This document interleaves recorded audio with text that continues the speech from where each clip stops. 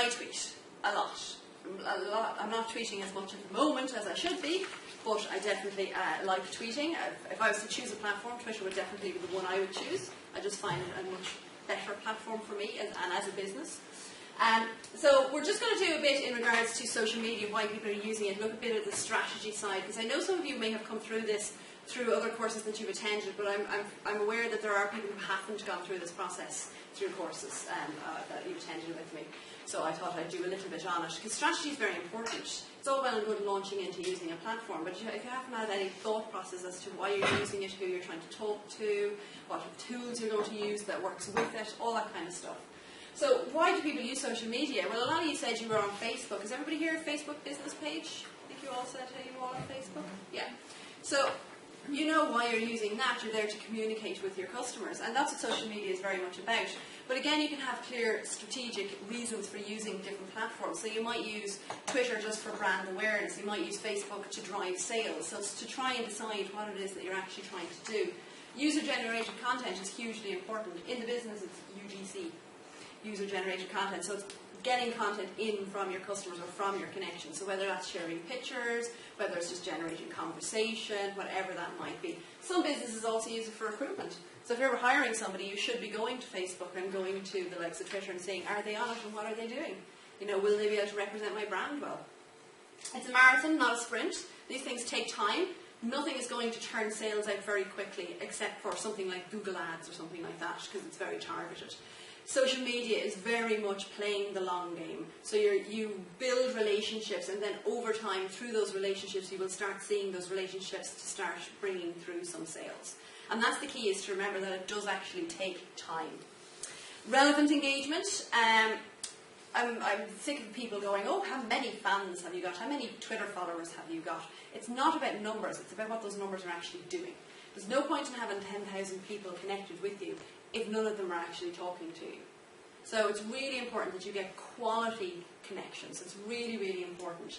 So it's, what are they doing? Are they engaging with you? And I'll show you a tool called Follower Wonk, which is a really, really good tool where you can analyse the quality of your Twitter connections. Because you need to know how influential are these people. And that's what Twitter is very much about. It's about influence.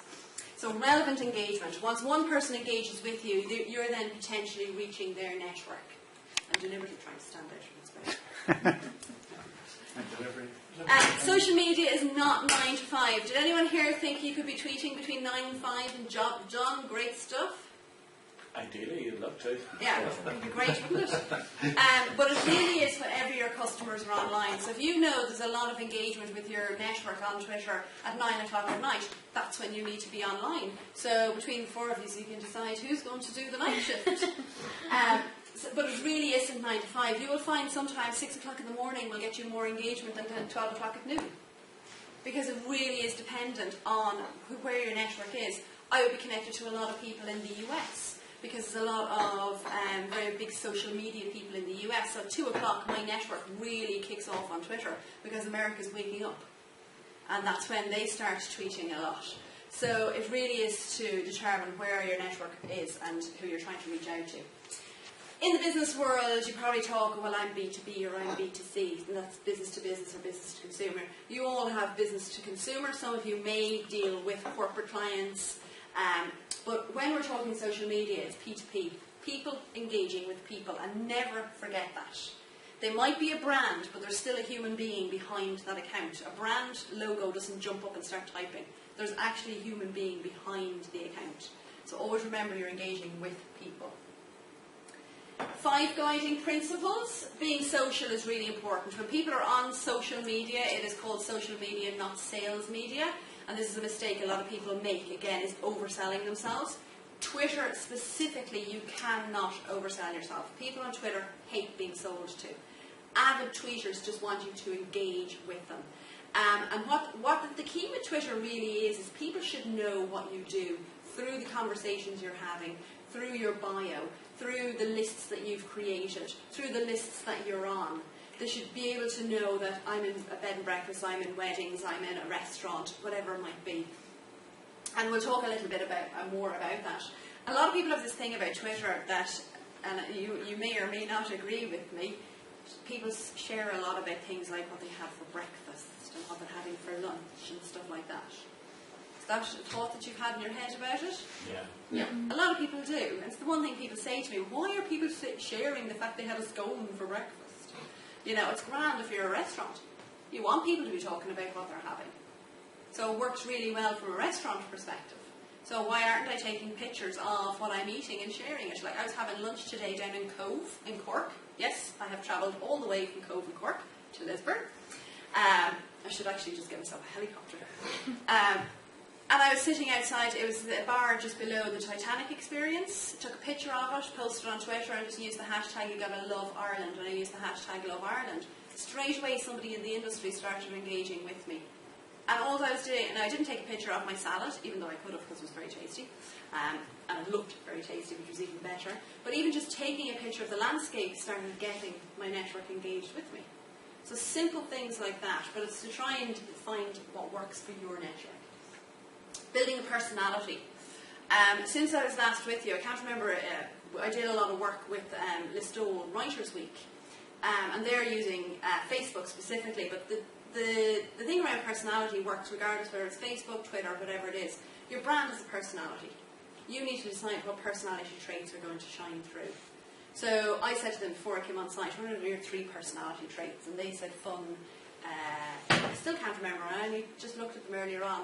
Every time I come into this building, I forget those 3 traits. Inspiring, fun, and there was another one. But the fun thing really wasn't coming through in anything they were doing. Nothing they were doing showed fun. It's a festival for crying out loud. Of course it should be fun. So that really needs to shine through. 2-way conversation. I was talking with somebody recently and try and point out, see what's wrong in this sentence. I was asking them, were they tweeting? And they were like, no, I haven't been tweeting at anybody in a while. What's wrong with that sentence? Yeah. You don't tweet at people. You're not just broadcasting, shoving information out. You're actually engaging. That's the 2-way conversation piece. So you never have that mentality of we're tweeting at. It's always with, because you're trying to generate conversation and build relationships. And listening and learning. So I'll introduce you to a load of tools that you can use to do that level of learning. The good news is Twitter finally decided to roll out their analytics to everybody. It was about a month ago. Before that you would have to have run an advertising campaign to get access to your analytics, but now it's available to all. So that's the good news. So you'll be able to analyse. So I want you all to start thinking about who are you trying to connect with. So let's say you start a Twitter account after this course this evening. Who are you trying to connect with? So who wants to break the ice? Go for it, Frank. Probably for ourselves, probably looking for potential guests to the business. If I was to profile our business, our core guest is aged between 24 and 44. It's female. Great age bracket for Twitter. Yeah. Probably accounts for 60% of our business. Female. Yes. Very good. Right. In terms of the profile of the business, it's fun, it's safe environment for groups of ladies to come out to. Service, quality, those kind of things, value. Yeah. And I suppose... So you want to connect with your customers? Yes. What about other industry bodies? So other people who could be driving recommendations to you. Do you ever consider that for Twitter? So connecting with other tourism businesses. So you're a restaurant. Do you have rooms? No. No. So what about hotels that provide rooms? So maybe do some networking like that online. Again, I'm just going to throw ideas out. You need to really go away and start formulating your plan. I think it's a bit like what you talked about the last time with clustering. And I think one of the things that ranked home with last time, we've had a very busy summer, so we haven't actually moved on with it. But clustering is one of the things. I suppose maybe that's the same way there in terms of what you're talking about. Who else can you interact with in the area, and how do you start to create something that's because we're trying to sell Lisburn. Cluster with us. Yeah, absolutely. So that's what we will be doing, is trying to get you to start engaging with each other. Did somebody have something? Did I see a hand go up? I would like to contact with sort of corporate people, sort of corporate weekends, that sort of thing. Yeah. I think that's going to grow again in Northern Ireland because we're getting busier again. Yeah. New businesses coming into Belfast, new entrepreneurs starting up, a lot of money being injected into Belfast. Great. So knowing that is really important, because then you can start reaching out to people.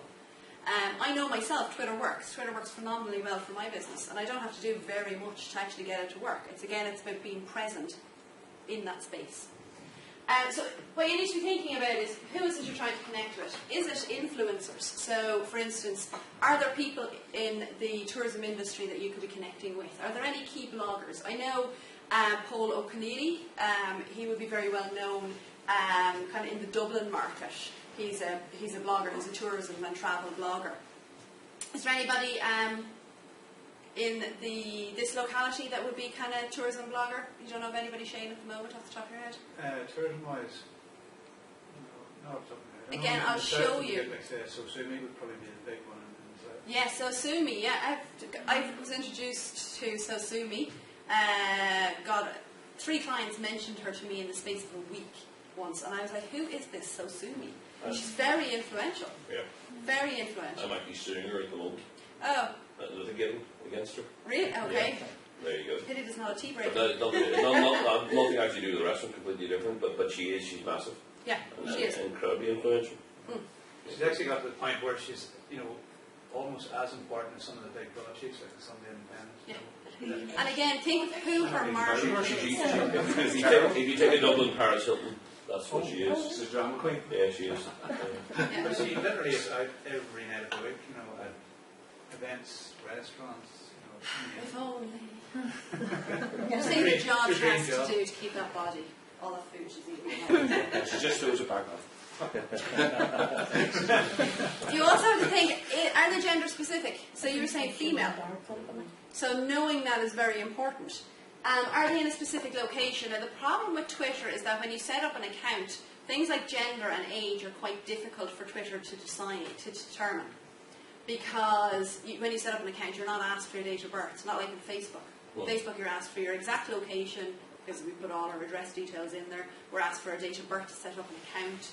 So within Facebook, we know those details. So it's a lot harder. But Twitter, a lot of younger people are moving into Twitter because they don't want to be on Facebook because their parents are on Facebook. So from a younger market perspective, it's a good place to be. But it's definitely a good place for business to business. So if you're trying to become more familiar or become more, make people aware of you within the business area. Is there any specific companies or businesses that you're trying to connect with? So is there any specific, so for instance, Paulie, just in regards to the weddings, if you were using Twitter to really start building your profile from a wedding perspective, you could start networking with specific, maybe some of the wedding organisers. I've been tortured. I'm tortured as it is. Okay, just suggested. Sorry. No, it's all right. No, because at the I'm moment, polluted from morning to night. it's just to determine who is it that's influenced. Are there any chefs from a food perspective that are influencing the people that you're trying to reach out to? So if you're in the food area, so it's to really start pinpointing the people who you're actually trying to connect with and who are they being influenced by, and can you connect with them? Are they on Twitter and can you engage with them? It's really, really important. Follower wonk. I'm going to go into follower wonk in a second, but this is one of the reports that you can drill down into in follower wonk. So this is based on my own account. So you can see where my network is. It's pretty, all over the place. I use Twitter very much for networking within the industry. But on the back of that, then I get a lot of contracts because I work a lot with other people in the industry. But you can see I have people over here in Australia, I have people in the States, but the core of my network is in Ireland. And that's where I want it to be, because that's where my customer base is. So the core of my network is in Ireland. There is another tool called Tweetsmap that you could use as well. I'll introduce you to that a little later on. This is follower wonk, where you can actually put in a keyword and you can see who is using that keyword. So I have said that I just want to look at people in their bios. So what I'm going to do is I'm actually going to go to follower wonk now and just run a real-time report. Open. There we go.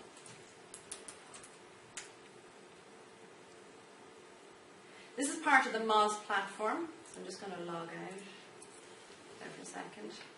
So it's part of the Moz platform. So all you need to do is sign in with Twitter. So it's automatically connecting with my Twitter account. And then you can start analysing. So let's analyse followers, for instance. Or let's actually search Twitter bios. So I'm going to put in Lisburn. Because I want to know who's on Twitter and they're saying they're in Lisburn. That's a good starting point. So I want to search their bios only. And the bio is the little description that they provide.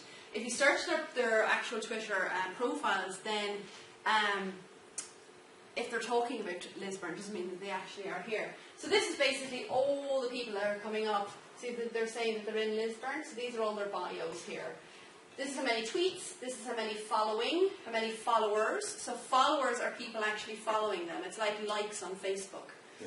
This is the amount of people they're following, how many days old the account is, and their social authority. And this is quite an important figure here, because this will show you how influential they are. So this is a grading out of 100. So you can see this person here is quite important. 47 out of 100 is a high enough grading in Twitter. So are they, now their purveyors are craft beers, ales and ping pong on Lisburn Road, Belfast. Don't know what ping pong is. They're obviously a fan of it, or they're just trying to be funny. But are they somebody that you could be connecting with? So to literally do your search. It's a student type bar on the Lisburn Road, so it's not even, it's in Belfast rather than Lisburn. Oh, right, okay. So They're on the Lisburn, yeah. So here's one, Gaelic football, St. Patrick's, Lisburn. Yeah. We have Little Wing Pizzeria, what's it say, Lisburn Road and Bangor. Belfast as well. Yeah, so because of the Lisburn Road, it's going to probably cause a few problems. But even just to do a search, it will give you an idea. But you don't have to search for place. You can search for anything. You can search for restaurant Lisburn, and you can do a search in there, and you can pull up all the Twitter profiles. And then looking at the social authority.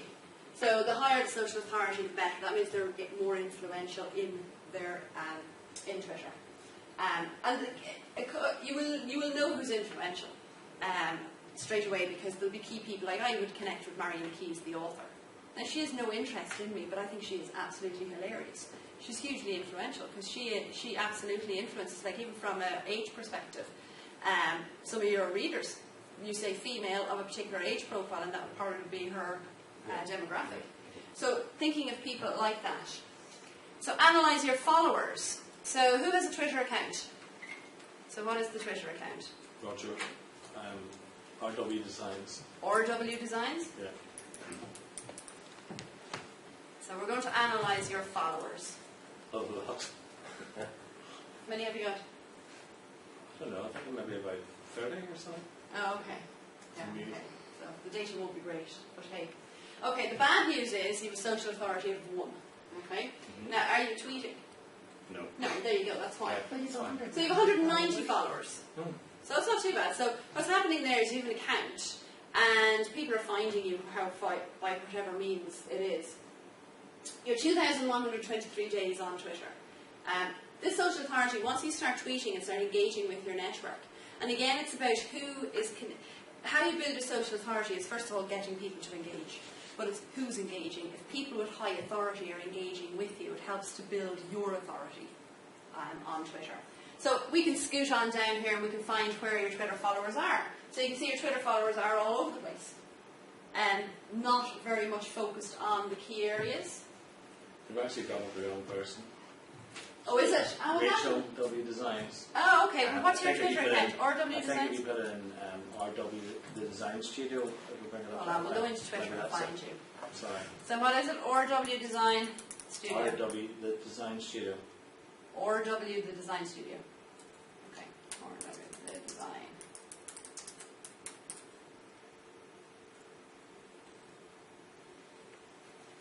And people.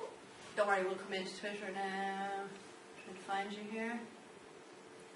See yourself there anywhere? You're not coming up. RW, the Design Studio, yeah? Is it on your website by any chance? Linked? Well, if you want to type, if you want to mail on Facebook there. RW. Is it linked on Facebook? I don't know. I honestly don't know. That's not the question. Ian, I learned something tonight. There you are. Yeah. I just need. Do you have a website? Facebook, yeah. Just Facebook, okay. And we'll see if you're linked. No, there's no link there to your Twitter. No. Okay. Is anybody else on Twitter? No? We probably in there somewhere. I've a guy It's Bar. it's linked up into the feed, but I've no idea what you'll find or what you won't find. Okay. It's Bar and Grill, isn't it? Yeah. Okay. I just. So let's see. The first question I want then after It's all Bar this and is Grill. how do you link it? Do you have the time? You have to. To go to. No, Ed's Bar and Grill. Let's do apostrophe S. No, not finding it. We'll just do Ed's Bar Lisburn. You sure you have an account? Yeah. Already bless us. You're making my life very difficult here, folks. Yeah, for you. Not Angela's Lisbon. That's the right village.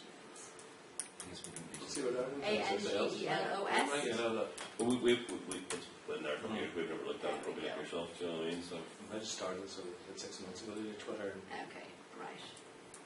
So we'll actually do Angelos Lisburn. That's alright. So we have somebody with a Twitter account. yay! I'll do it. See, I have a feeling your social authority is going to be the same, yeah. So you can see followers and then your day. So you're, what, over 3 years on it? So you can see here you have 2 here, and then most of them are actually in your location, and you can drill in there a little bit.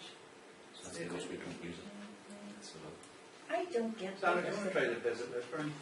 Twitter account? Actually, yeah, that would make sense. What is the point of people around the world? Like, how are you going to get business from them?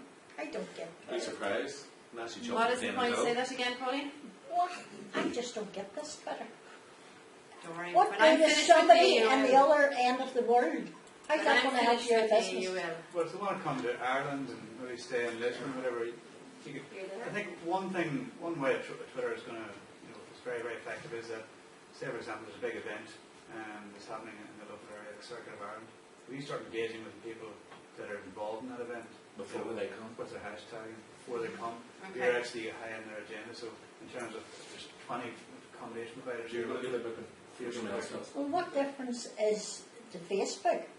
We'll be coming to that. It's shorter, snappier, quicker, no longevity, so it's quite different from Facebook. Quite Even though one of the things there we had at Christmas time quite interesting, it came through Facebook rather than Twitter, but we had a lady booked lived in Adelaide in Australia, and she ordered through our PayPal account through our website a £100 voucher for the lady that lives in Lisnaskey.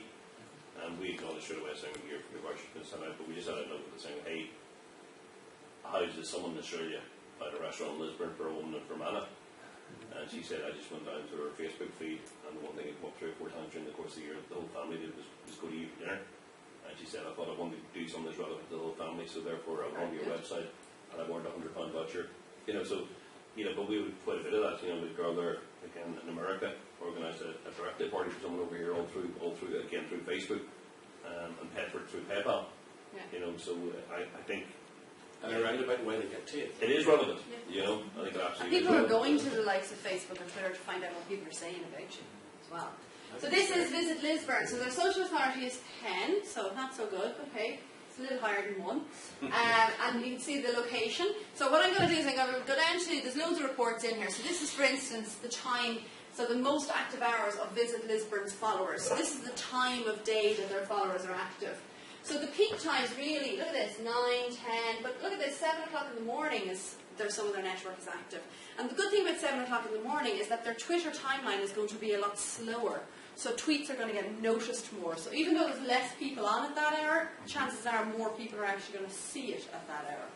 Because at peak times here, ridiculous, absolutely ridiculous amount of activity, because the whole world is awake at that time. It's 10 o'clock here, but in America, they're up, they're probably finished their working day, so it's all starting to build at that hour.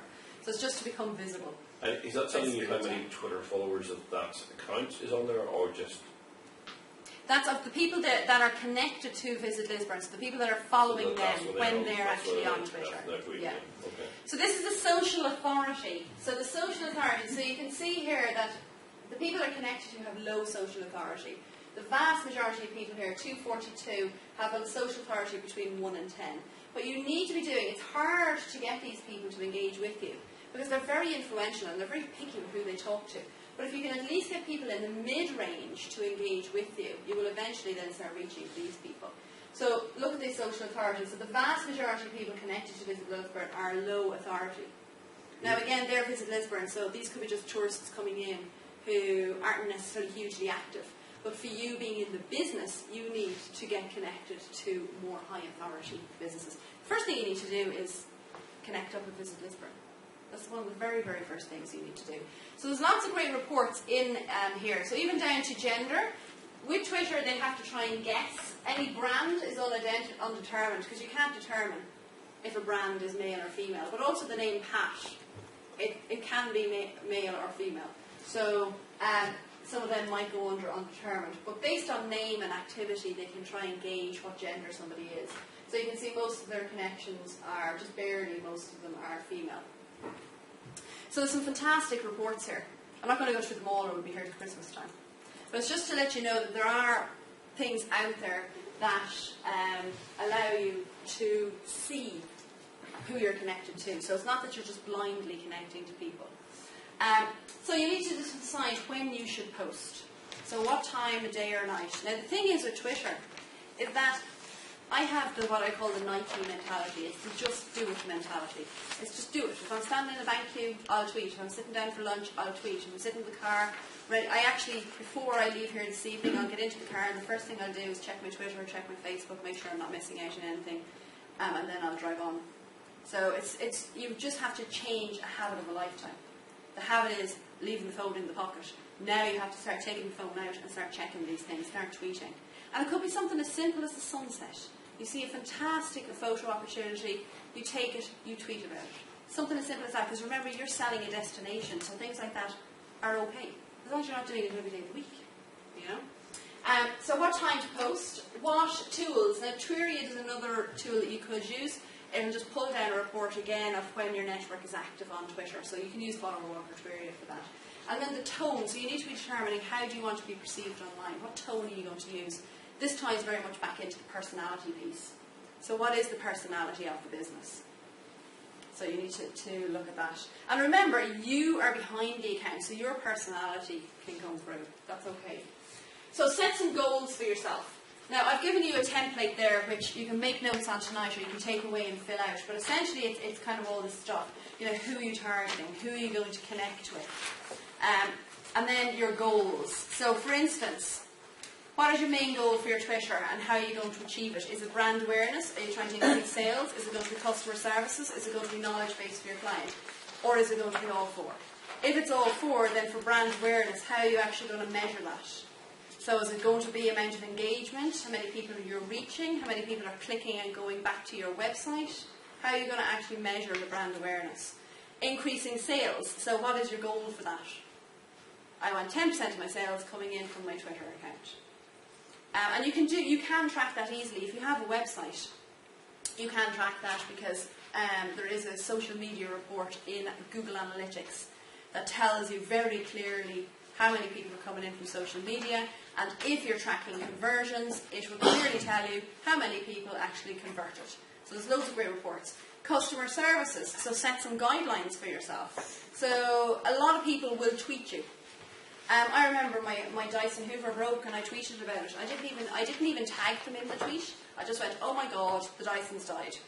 And within seconds, Dyson were back to me with the Dublin customer services number. So they went to the extent of checking out where I was and tweeting me back literally within minutes. I mean, like, I was surprised. I was like, bloody hell, that was quick, you know? So I rang them and my Dyson is now alive again. Well, it was alive. It has since died and has been buried. A knowledge base for your clients. So what content are you going to share? But also, who are you going to connect with so you can share their content? So the likes of Visit Lisburn will be sharing some fantastic information about festivals, events, all that kind of stuff. So that'll be the first port of call. But definitely accommodation providers connecting to restaurants, restaurants connecting to accommodation providers. Start networking within yourselves. I know there's a hotel down in Waterford, you may or may not have heard of it, the Cliff House Hotel. They're constantly tweeting, and I know they get business from it. It's actually the manager, Adrian Bartels, who does a lot of the tweeting. He's a general manager. And he'd probably think, bloody hell, how's he find the time? But he finds the time because he knows the importance of it. And people who engage with him, and like they're trying to get corporate companies in to do meeting days and stuff like that. They're also trying to get people who are celebrating anniversaries or who just want a 5-star holiday. And because I'm engaging with them all the time, every time I think nice luxury break, I think Cliff House Hotel. So setting these are bad goals.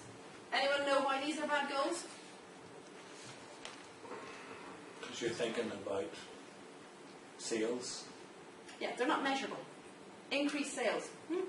Yep, we got one sale. I know that came from Twitter. Great. What you need to do is set clear goals for yourself. Again, a lot of people, the initial goal will be, well, let's just get us started. You know, let's just get our account set up and let's just get connected to some people and start networking. And then you can set your tangible goals, your measurable goals. So it's really, really important. Sandra, you seem you're talking about setting up. I mean, is it something, I know you're talking about injecting your own personality into it, but for example, with Facebook we have an avatar so that all the managers can dial in from anywhere or can answer from anywhere. Yeah. With the business, would you suggest doing the same? Absolutely. Yeah. But with Twitter, the good news is that like you could be on Twitter representing the business, but you Yes. can also have a branded account so that you have other people managing that. So that could be kind of the customer services question and answer type thing. Are you open tonight? What's the specials on the menu? Yeah. What price is the early bird? You know, Yes. you could be getting all those sorts of questions in. Okay. That could be the branded one, and a knowledge base for your clients, so sharing any cool information that you have. But then you could be on Twitter, and Sharon, you could be on Twitter as well. Both of you could have your own Twitter account personally, and it's going to be a mix of you, personal stuff, so you might comment on the match that's on tonight. But what you do is you recognise that you're representing the business. So if you're talking about the match, you're talking about the match because that interests you, but you don't go cursing people out of it. So You I know, know so- at just one point, a friend of mine sort of ran a restaurant, and he noticed a very good thing for his business. You know, you two are so involved in the business, people think you just do business. But they actually want to know what you like as a person outside of your business. Where do you go to eat? Yeah. And that's quite a good thing, you know, to give somebody else praise. And then they also do the same to you. Yeah.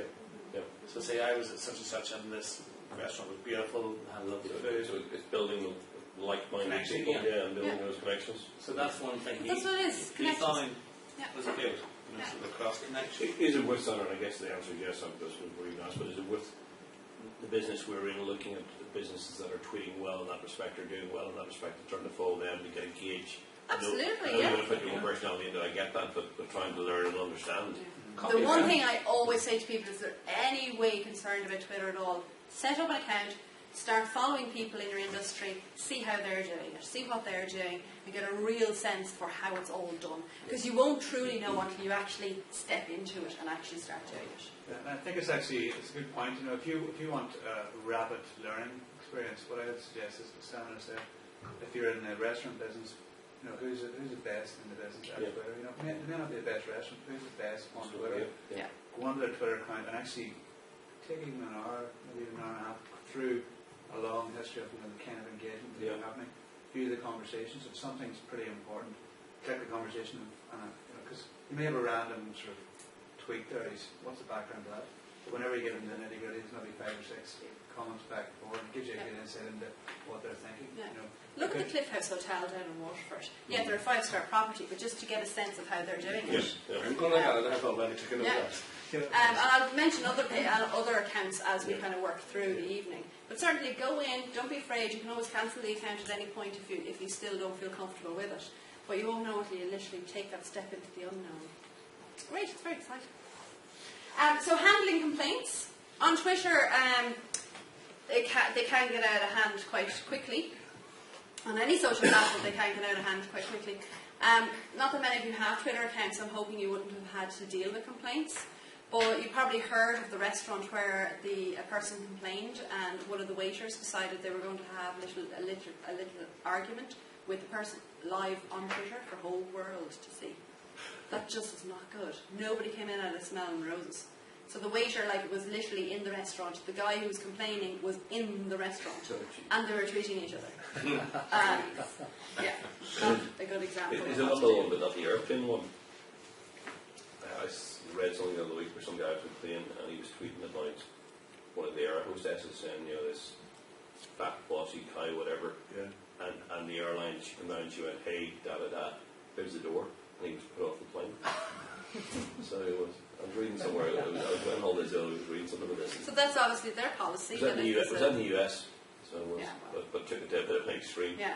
But Yeah, well, the guy yeah. was being If he quite was being derogatory, you know.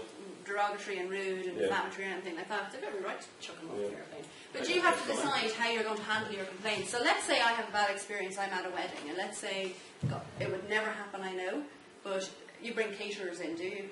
And then I bring the caterers. And they bring oh right, so let's say, what could I complain about?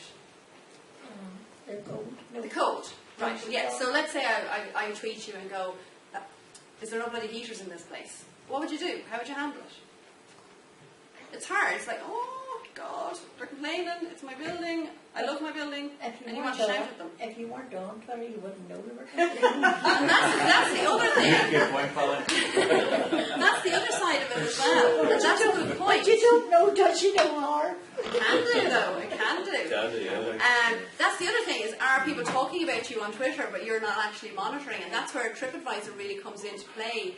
It's that whole nurturing side of building relationships. I got this really bad comment on TripAdvisor. It was actually this film crew was staying with me, and they were all so about, and I was going in obviously to change the room, trapped the door, went in, and the guy was still in bed. They put on this really nasty "stay out, you cheeky buggers," but lovely place to stay in. But I couldn't go on and actually reply to that. I actually read that. Yeah. So. Yeah, well, you can reply on Twitter, so it's up to you how you I did reply. try several times to go in and do my And thing. TripAdvisor, yeah, you should be replying to every comment, but we'll come back to that. But on Twitter, how you should be handling it is you need to get it, never delete it, unless it's been derogatory, defamatory, or racial, or something like that. Because once somebody tweets, once somebody Facebooks, it's out there for the whole world to see. And if you delete it, they'll only be thinking, well, if they delete that one, how many others have they deleted? So what you do is you just say to the person, and the good news on Twitter is that there is direct message. So you can direct message somebody. The other thing is you have to be following each other for it to work. So you could send them a tweet and say, hey, let's connect. I want to deal, obviously, with your complaint because that's not how we normally do things. And you could deal with it on direct message. You could say, I want your phone number, let me talk to you on the phone, whatever it is. So you get it off the social platform. But you have to respond to the tweet. You have to say something to the tweet. You can't just ignore it. Because loads of people can see that tweet. Anyone connected with that person can see that tweet that they've said, it's bloody cold in this place, don't book your wedding. So it's to go in and go, I'm really sorry, let's have a chat. It could be just that the person had a cold that night.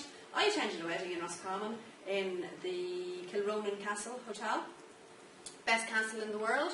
I was dying of flu the same weekend, so like that I was sitting there freezing cold and everyone else, sweat running off them. But I wouldn't have complained, but some people might have. So the first thing is don't delete it, respond, don't react. So literally I always say walk away from it, go make a cup of coffee. Because a lot of times, especially if it's your own brand that people are complaining about, you're very close to it. So if you tweet straight away, you could do more damage than good. And have a policy. Again, if you have other people working with you and other people are going to be managing the Twitter account, have a policy. Have this literally written down that if a complaint comes in, this is how it's handled. Step 1 is deep breathing. Deep breathing, count to 10 before you respond. Really important. Imagine you're sitting in front of the person. Don't offer anything free. Don't tweet back and go, oh, I'm very sorry, I'll give you a discount next time you're in having a meal. We'll give you a free early bird. Because what's going to happen? Other people are going to tweet and go, oh, same happened to me, give us a free meal. Unfortunately, not all human beings are trustworthy. And deal with it on email or phone. So literally try and get it either to direct message, get them on the phone, get them on email, because then you'll be able to solve the problem. But you have to send that initial tweet apologising or saying, oh my God, that's terrible, I would love to talk to you, can you send me a direct message with your phone number? So try and handle it in that way. So, Twitter. I'm not going to bore you with the statistics, but there's a lot of people on Twitter. 76% of them are using mobile phone. That's really important because if you're using Twitter, you need to have a mobile strategy for your business. So who here has a website? Show of hands, please. Right. Is your website mobile friendly? Yes. Now, mobile friendly is not the same as having to pinch and zoom to see it. So, do people have to pinch and zoom to see anything? Because if they do, it's mobile compatible, it's just not mobile Well, friendly. there's emails goes through reference weddings and they'll say it goes up about the phone. So they must be sending them through their phone, the inquiries. Yeah, possibly. So if you're on Twitter, you need to make sure you have a mobile strategy because if every now and then you are going to tweet something about your business and you're going to put a link to your website.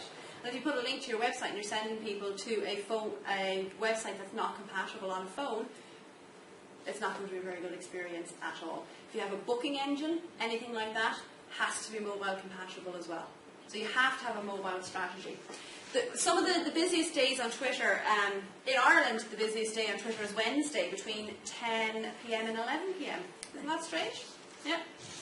So I will be sharing this so you can see all the statistics. So how it differs, because I know, Pauline, you were kind of like, oh, I don't get Twitter, and a lot of people don't. It's much, much quicker. There is no longevity with a tweet. A Facebook post will stick around for half an hour if you're lucky. A tweet is in and gone. If somebody doesn't respond to the tweet within a few minutes, they're very likely that they're not going to see it. And I'll open up my own Twitter account in a second, and hopefully tonight there won't be any rude stuff. If you were on the Facebook course the last day, there was a little bit of a rudie. So I'll try and not scroll to the back to the bold stuff. But it is much quicker, and you'll see on my own account how quickly tweets keep feeding in. So I have been on Twitter once today, so there's literally hundreds of thousands of tweets after coming through my account that I've missed. There's nothing I can do about it, but I'll show you how to set up lists. Lists are a fantastic way of stopping all the noise, because your homepage on your Twitter is literally all the tweets coming in from people you're connected with. So it's on the move at some rate. So how do you kind of get past all that? Lists are a great way of doing it. Or following searches, so searches for hashtags or anything like that. So there's no longevity. It's very much about sharing and conversation. No or very little sales. People on Twitter want to know what you do through the conversations you have, through the information you share, but they don't want you constantly pushing a sell at them. So they don't want Ed's Bar and Grill constantly going every evening going, don't forget we've the early bird menu on. Because people who are following you are going to get really annoyed after a while with that, and they're just going to unfollow you. And the good thing is on Twitter, it's so easy to unfollow somebody. So it's your account will go up and down, up and down, up and down. But as long as the general trend is that it's going upwards, that's the most important thing. I remember when I was getting to 500, and my husband actually mentioned it to me the other day, because I'm at 1600 or something now. And it's like, woohoo, I'm past 1600. And he goes, oh my God, I remember when you were trying to get to 500. I went to 501 and then back to 498. And then back up to 503 and then back to 499. I didn't think I'd ever get past the number, because you have your kind of key milestones yourself. But as long as the trend is going upwards, that's what's important. Because I could follow you today. You could be of interest to me today because of what information you're sharing. But tomorrow, I might decide, actually, you know what, they're not of interest to me, so I'm going to unfollow them. And don't be worried too much about that. People tend to worry a lot about, oh my God, I've lost 10 people. Why have I lost 10 people? If you keep losing them in chunks of 10, then you know there's something wrong. So, but don't worry about the movement. And it's very much about connecting to influencers. So anyone who wants to set up an account, you go to twitter.com and you fill in this little box here. So it asks you for your full name, your email, and I think it's password as well. And then you sign up. Now, what you need to decide is whether you're going to use your full name or not. And I'll talk you through the different things that you need to be looking at. So, you have your full name here. Now, this is obviously a test account because I already had one set up. So this will be your full name. And this, Frank, you were asking about, will I be on it? Will Ed's Bar and Grill be on it? Who will be on it? What you can do there is obviously you can put in your full name. Frank, what's your surname? McAlinden. Frank Mac? Linden. McAlinden. Okay? Don't expect me to remember that. I can barely remember your first name. Your email address, create password, and then your username could tie in with Ed's. So it could be Frank at Ed's or something like that. So that's where you tie the brand into it. And then you agree to terms and conditions and you create your account. So you decide if it's going to be your name or if it's just going to be branded. So, Pauline, do you reckon you put your name to it? No, I wouldn't have the time. So, If my husband seen me working with that, he would think I was off my head. the thing is I with work Twitter, too hard. I wouldn't have the time, honestly. the good news is with Twitter though, is that you don't have to necessarily put a slot of time aside to do it. It's literally as you're up and about. You'd have to carry your phone about with you and keep twitting. The phone will become another, Oh, will be well. stuck in your pocket all the time. See, just on that, it's an interesting point, Pauline. One thing that we come across all the time is that people, whenever you analyse a business and try and figure out what is the best marketing platform, it could be online, it could be a website, it could be old school flyers, just have a flyer and hand it out to people. It could be direct sales where you're rapping doors and trying to make contacts and selling whatever product or service you're selling. So every business is different. Yeah. The thing about a Twitter or TripAdvisor or Facebook or anything like that, if you don't like doing it, but the fact and the reality is that it's brilliant for your business, it's brilliant for the people. Oh, I love Facebook. I would be addicted to Facebook, but I don't turn it on till well near 5 o'clock. I don't have the time. But that's the thing is with Twitter is you don't necessarily, it's on constantly in your pocket. Yeah, but if it's that important to your business, we would always suggest that you actually get someone to actually manage it for you, so, but that knows your business. So for example, if you don't like painting, you usually get a painter in to do the painting, decorating. If you don't like doing a certain job, you get the expert in. I'm not a plumber, I get a plumber in to do the job. If something's that critical to your business, you need to probably pay because the reward at the far end is going to pay for itself. Everybody to their own job. Correct, Yeah. And you might end up loving it, Pauline. What? If you like Facebook, I could see you possibly liking it. Chase my tail from morning to night. I'm a one-woman operator. I know how that feels. The thing with Twitter is, and this is the pain about it is, I remember I was doing a thing down in Cork a few months ago, and there was a guy talking about social media, and he said, if you're using the likes of Twitter and Facebook, you have to find the time. And he said, you find the time to brush your teeth in the morning, don't you? You're like, yeah. And you find the time to brush your teeth before you go to bed, don't you? Yeah. Well, you need to find the time to do your Twitter, do your Facebook. It's a reality. It's unfortunate, but the good news is it sounds like it's going to be an awful lot. Like, I've been on it once today, and I got engagement from my network. Now, tomorrow I could be on it 3 times, 4 times. Some days I'll be sitting in the office and I might be tweeting every few minutes. I might check in, see if there's anything happening in there.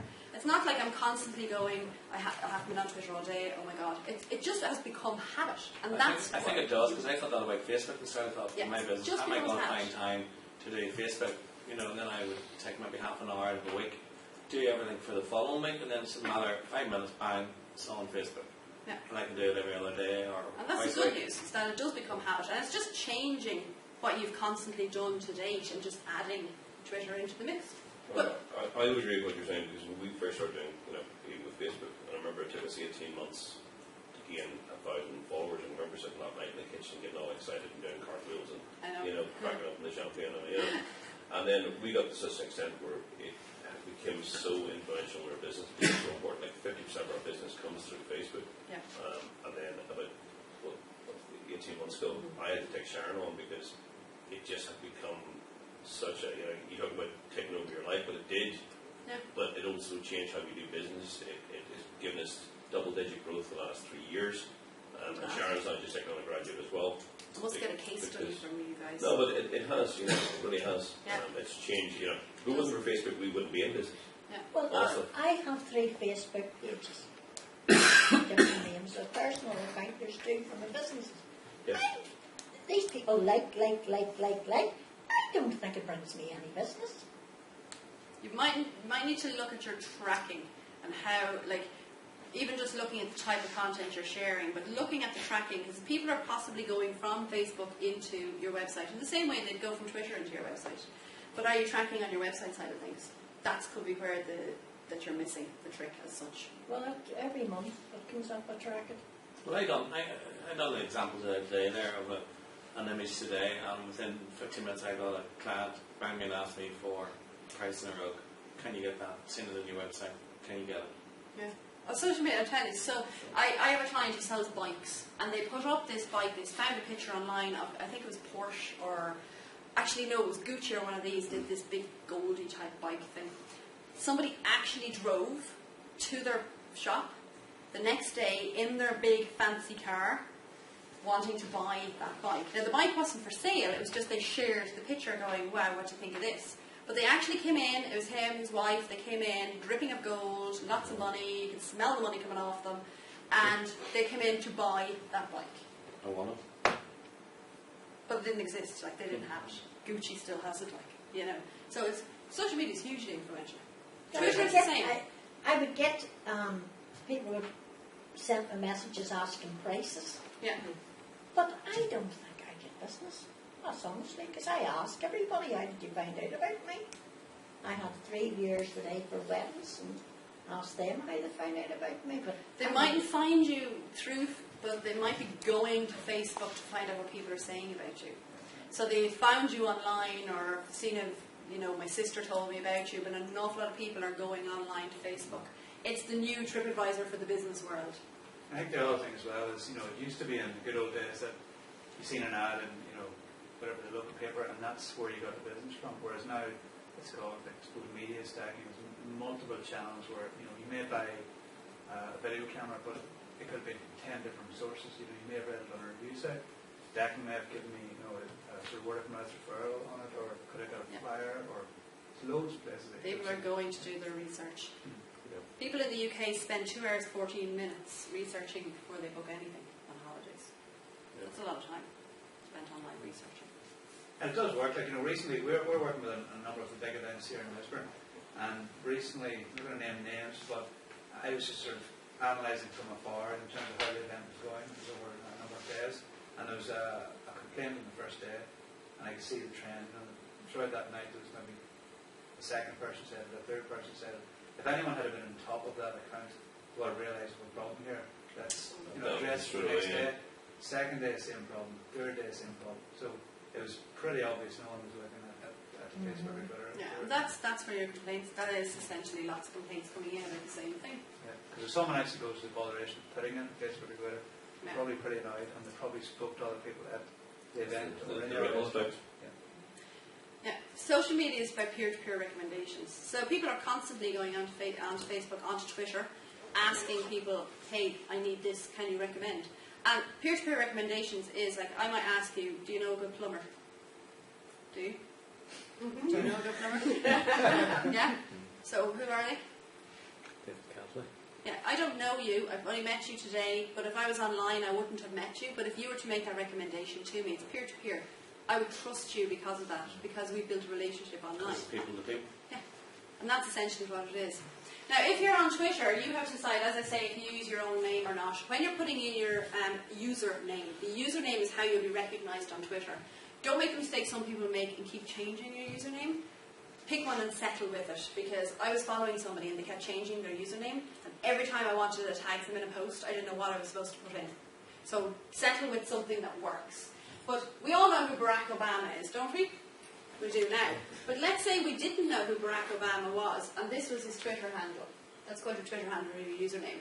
You wouldn't actually know what that said, because there's no capitals. So try and put capitals in your username if you have a couple of words in it, so that people can easily read what it is. Because with the capitals, we know it's Barack Obama. Make sure you're choosing a secure password as well. We don't want any accidents. People hacking your account, putting up naughty pictures. So, when you go into Twitter, I'll go through all the different settings with you, but you change your settings up here. This little cog up here allows you to go in and change all your settings. I'll talk to you about writing a good bio. And I actually quite like writing a bio. The bio is how people will know you. So this is, I'll actually go to Twitter now myself. I'll go live.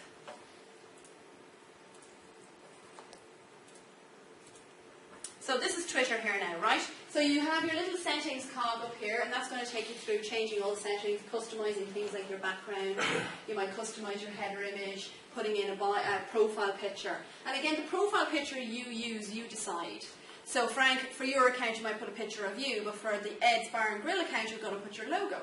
So Pauline, for your business, if you have an official logo, you might put your logo, or you might put your, like for me, my mugshot would be my Ireland's most wanted. And this would be your little header image. So when people come to your account, I'll show you what they're actually seeing. So I'll just go into the Me section there. This would be your account. So this is your header image and your profile and your little bio down here. And the bio says what you do. But again, a bit of personality, a little bit of you. Again, Fred's Bar and Grill is probably going to be very factual. But even to bring a little bit of human person into it, even to say tweets by Frank and Sharon, or something like that. So at least people have a sense of who's behind the account. Or if there's other people in the office who are managing it. For me, obviously it's easy because I am me, I am the business, so it's easier for me just to put in a bit of person. But remember, we are people engaging with people. So give a little bit of you. Don't be afraid to give a little bit of you. You could be a father too who loves canoeing. Or you might just want to put in a football team you sponsor. Whatever it is that makes you you, you can give a little bit of that to your Twitter account. If it's a branded account, you might go more on the branded side of things, so more factual about the business. But try where possible to put in a benefit. So something that makes people see the reason why people would book with you. So a benefit. And putting in your little mugshot. And this would be your account. This is what people will be seeing. So I'm going to go back to the home page here now. Right. So all the things I'm going to go through I have explained in the presentation, so you can refer to this at any stage. But the one thing is, when you're writing your bio, I actually keep forgetting to change this. That used to be an avatar that I've used, haven't used in ages. When you're writing your bio, include some key business information. You decide. That's why I put the question tag there. How much personal stuff do you want to bring into it? Using hashtags, and we'll talk a little bit about hashtags in a second, and then being timely and up to date. So, for instance, if you're going to say, how many years are you in business, Pauline? All my life. No, we'll see this type. This 23 years. Yes. 23 years. So if you're going to say 23 years making brides happy. So you might say 23 years making brides happy. But then next year you have to go in and change it to 24. Oh, So just make I'm sure not you're doing up to weddings 23 years now. Not doing weddings. All right, 23 whatever it years. might be. So using Twitter. So I'm going to go back into Twitter. So very important. So is anyone... let's go into Twitter on a separate tab here. So remind me who has a Twitter account here. What is your account there, Richard?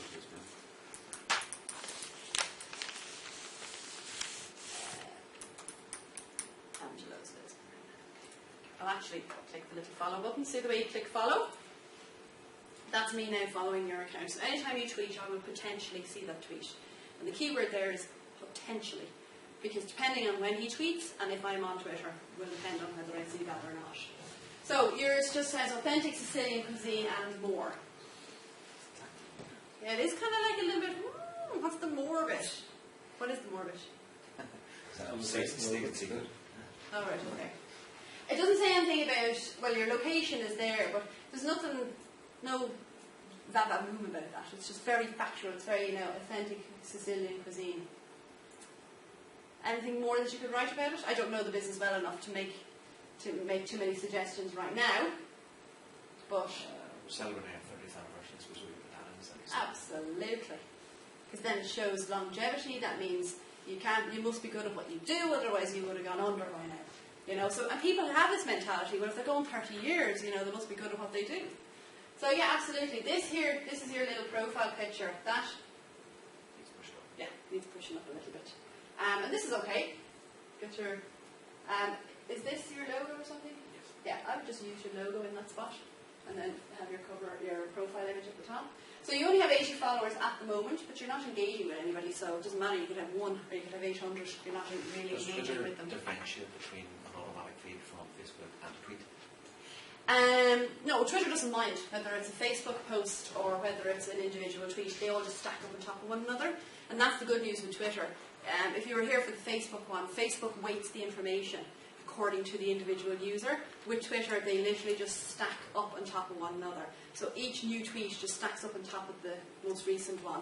The bad news is that there is word on the ground that Twitter is changing that to be similar to Facebook. So they'll only show tweets we know the person is interested in based on their engagement. So, sorry, can I ask in relation to a question? If I make a piece on Facebook, will it, and I'm linked into Twitter, will it go into my Twitter account? if you have the two of them connected, yes. Right. Yeah. Okay. I'm not a fan of it, and most avid tweeters are not a fan of it, because we don't want to click on a link and be taken back to Facebook. We could possibly be asked to log in to look at it. We mightn't get the mobile version of the Facebook, depending on what phone we're using. So it's just, is it seamless? Can we easily click on it and seamlessly get to that piece of information, or is it going to cause problems? So and also Facebook and Twitter are two very different ways of communicating. Facebook, you can write more. So what's happening is it's cutting it short on Twitter. So you're only getting a tiny bit of the first sentence and then it's cut short. So it's not going to have the same impact. So ideally, if you want to share the same piece of information across Facebook and Twitter, you should customise what you write for it to go across the different Is it platforms. also something as well that what was it like if you link through? It's only the first 140 characters is picked up anyway. It's the first 120 and then a link. Okay. Generally about 120. So to be honest, if you Facebook link to Twitter, it's probably gobbled you anyway because you're probably getting half the message. Yes. Yeah. And never feed Twitter back into Facebook. Never have Twitter feed your Facebook page. That's never a good idea. Because Twitter is so short and snappy. Facebook isn't like that at all, whereas Twitter is. So look at this, 46 new tweets. So you can see how quickly it will move, and that will update eventually in a second. So this is the home page. So you can see your navigation on the top there, home, notifications, discover, me, and then you've got direct messages here and your settings. This allows you to create a new tweet, or you can compose a tweet here. And this is an aggregation of all the tweets of people coming in. Now, there's a couple of things that I have available here that you wouldn't normally see on a Twitter account. So I'm just going to point those out in case you're looking at a Twitter account and going, hello, why is she like that and I don't have that? So you see these little numbers here, 64, 57, 45.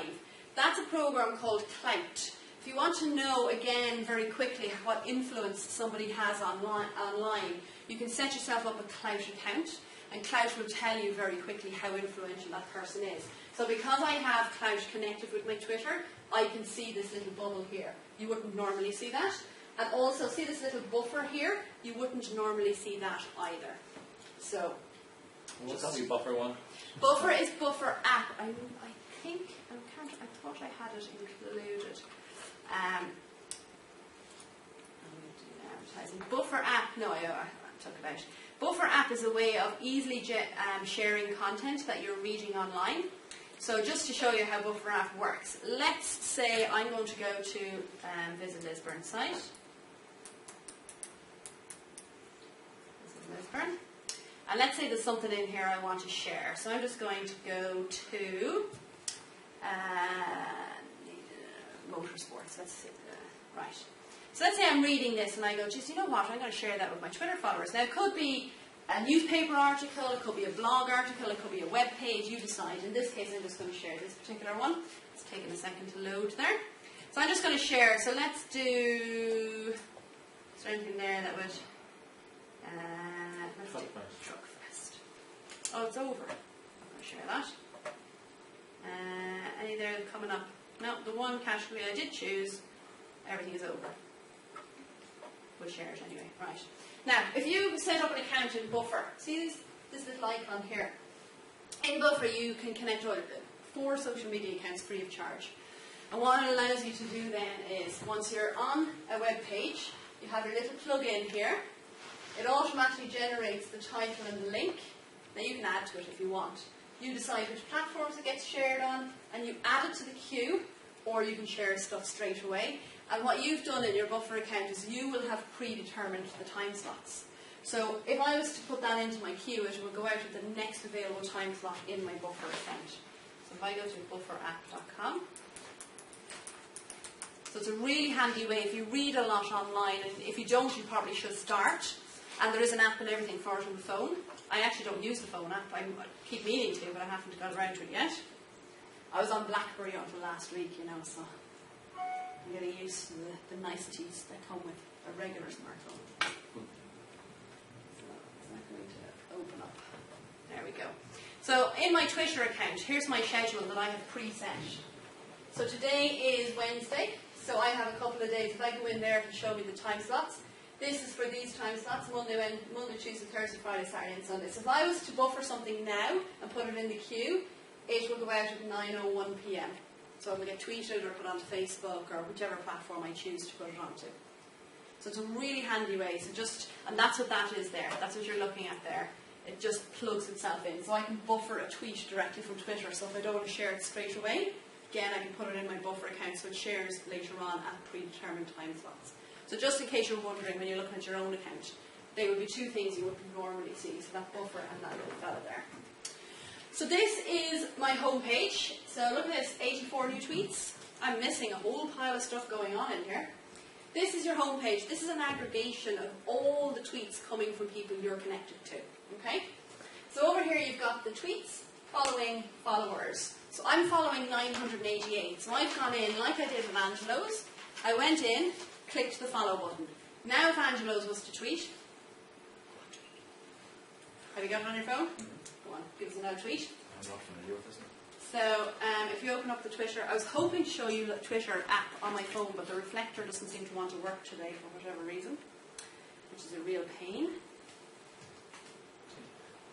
If you want, I can give you a quick...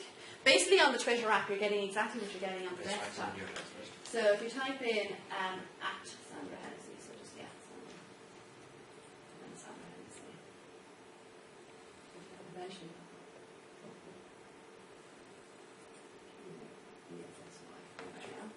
So say whatever you want to say and then tweet it. And use the hashtag #LoveLisburn. Will you? So the hashtag Love Lisburn, no spaces. So we'll get that tweet now in a second, and I'll show you what happens then. So essentially on the desktop, what you do on your app, you're getting exactly what's here, only on a smaller screen. So instead of seeing the words home, notifications, discover, and me, you just get the little icon. So that's what you're looking for on the phone. So it's relatively easy. The functionality of Twitter is really easy. That's the good news. So see, I've got a notification there. See under beside home, I've notifications.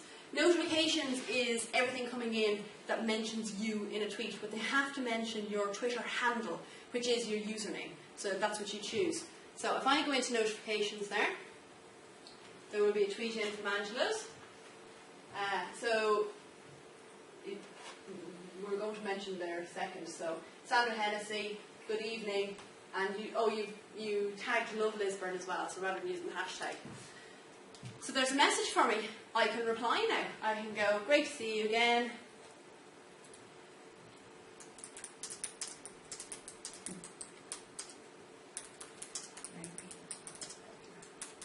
Happy tweeting. That message has gone back, but did you see when I went to reply? See the way it has Love Lisburn? So anyone who's tagged in the tweet will be mentioned in it. So that's bringing my account visible and his account visible to Love Lisburn. So that's somebody. So you have an authority there in Clout of 36. See here? Now Clout measures the authority across all your social platforms, not just Twitter. So there's a little conversation happening. So you could go in and tweet something else, and we could keep going back and forth all evening if we wanted to. That's a conversation. And you can pick and choose who you have conversations with if you want. You decide. Ideally, it's always polite, and Twitter is specific. There's a lot of etiquette in Twitter. So if somebody tweets you, you should reply. Now, let's say I didn't want to reply to that, and I just wanted to end the conversation, but I wanted you to know that I had seen your tweet. I would just click favourite. So favourite is used for two ways. It's favourite because I want to read it later on, or favourite because it's basically I want to end the conversation, but I want you to notice, I want you to know that I've seen your tweet. So I might just click favourite. And every time I engage with that, you will be notified. So in your notification section, you will get notified that Sandra Hennessy favoured your tweet, and you'll have my reply in there as well. So, really important. So you've got reply and favourite. So we've covered those two. Now, with Twitter, you have 140 characters. That's it. You have 140 characters to get your message across. And a character is a number, letter, punctuation, or a special character like the at or the and or anything, or dash, anything like that. So to compose a tweet,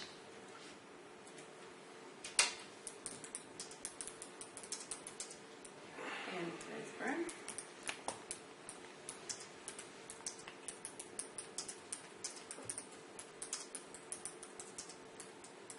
so I'm going to use a hashtag now.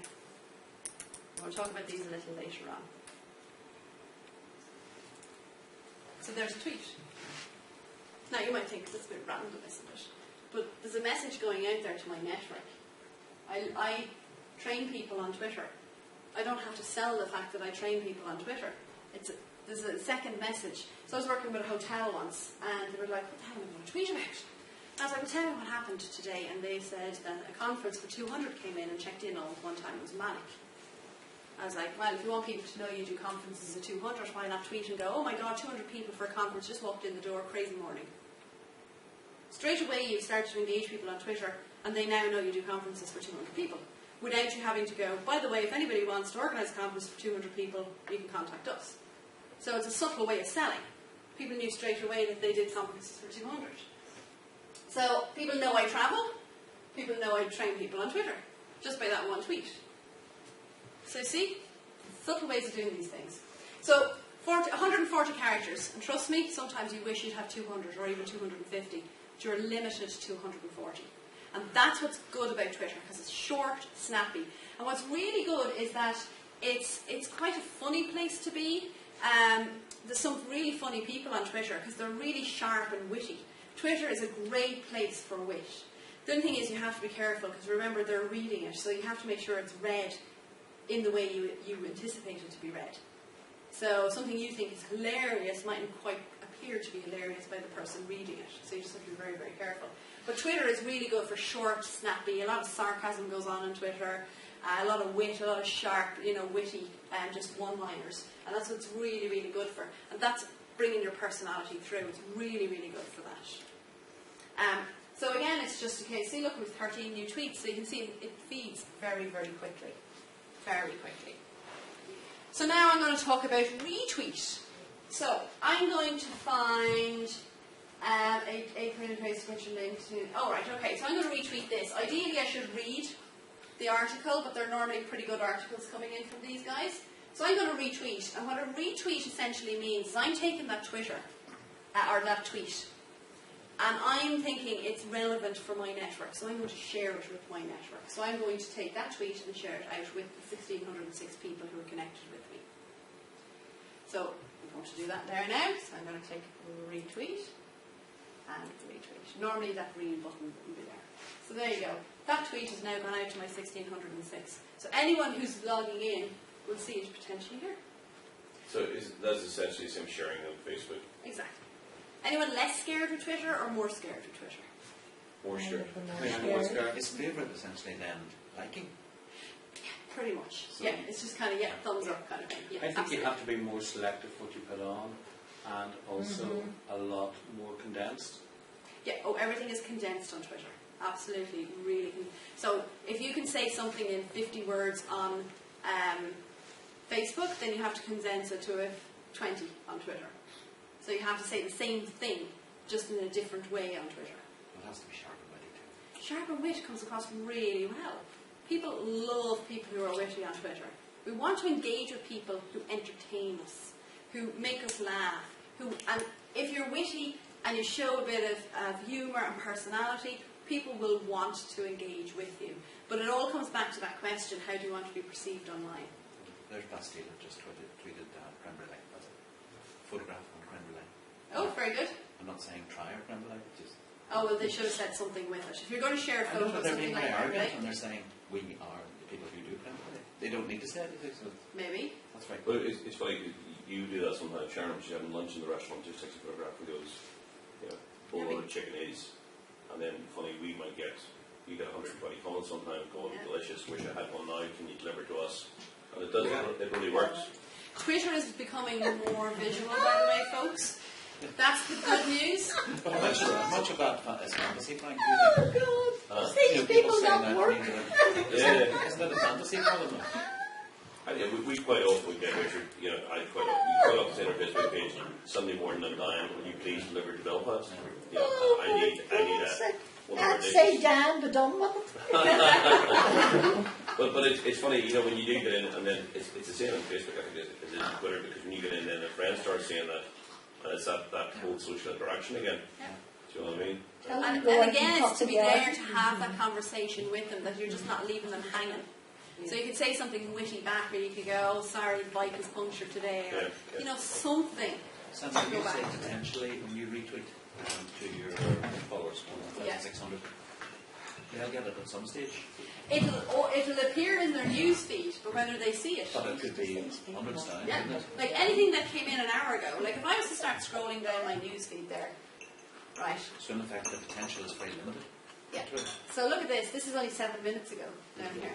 That's gone already. And it's in, gone, I'm not going to see it. The good news is with Twitter though is that you can tweet. Now if it's amusing, like if it's like sitting down at lunch, you're not going to tweet the same thing twice or 3 times. But let's say you write an article or you create a video, or you even, if you do want to put out a sales message, let's say you have special on today, you can tweet it a few times over the space of a period of time. So if you were to write a blog article, or you want to share a recipe, or you took a video of the chef, or whatever it might be, you can share that over the space of time. So you might share it in Monday, Wednesday, Friday this week. Next week, Tuesday, Thursday, Sunday. The following week then, you might share it a couple of other times. Because not everybody's going to see it the first, second or third time you share it. Yeah. So for exposure, and that's the good thing with Twitter is that you can repeat. But if it is kind of an on-the-hop musing, you're not going to tweet the same thing several times. Like I'm not going to tweet the pictures of Cove that I took earlier on again. That time has passed. It was But you with could Twitter use was very much you could use your on the slot spot. blogger thing for your time, for the dedicated times to do that. Yeah. You can use that, or Hootsuite is another one that you could use, or TweetDeck. TweetDeck is one specifically for Twitter.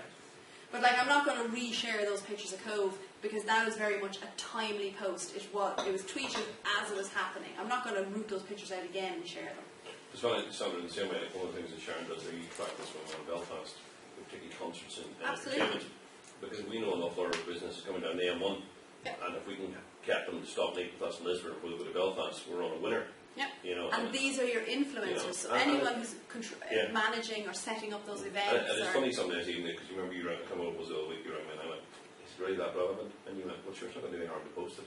But we got 3 bookings of it.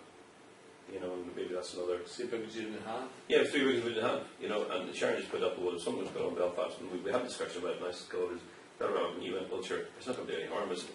And put it up straight away within an hour. We had 3 extra bookings for the evening. On Facebook, right? On Facebook, yeah. You know, and I suppose what I'm starting to gain here is similar. All we're doing is similar attributes. It's just about condensing it down and making it work for you. Yeah, and much quicker. Yeah. I want you to, in a second, I'm going to get you to go into little groups and start thinking about 10 businesses each that you could be connecting to see are they on Twitter, and I want you to specifically think of influencers. So you don't necessarily need the figures from Clout to know somebody's an influencer or not. Visit Lisburn, if they were to start really getting tweeting, they would be an influencer.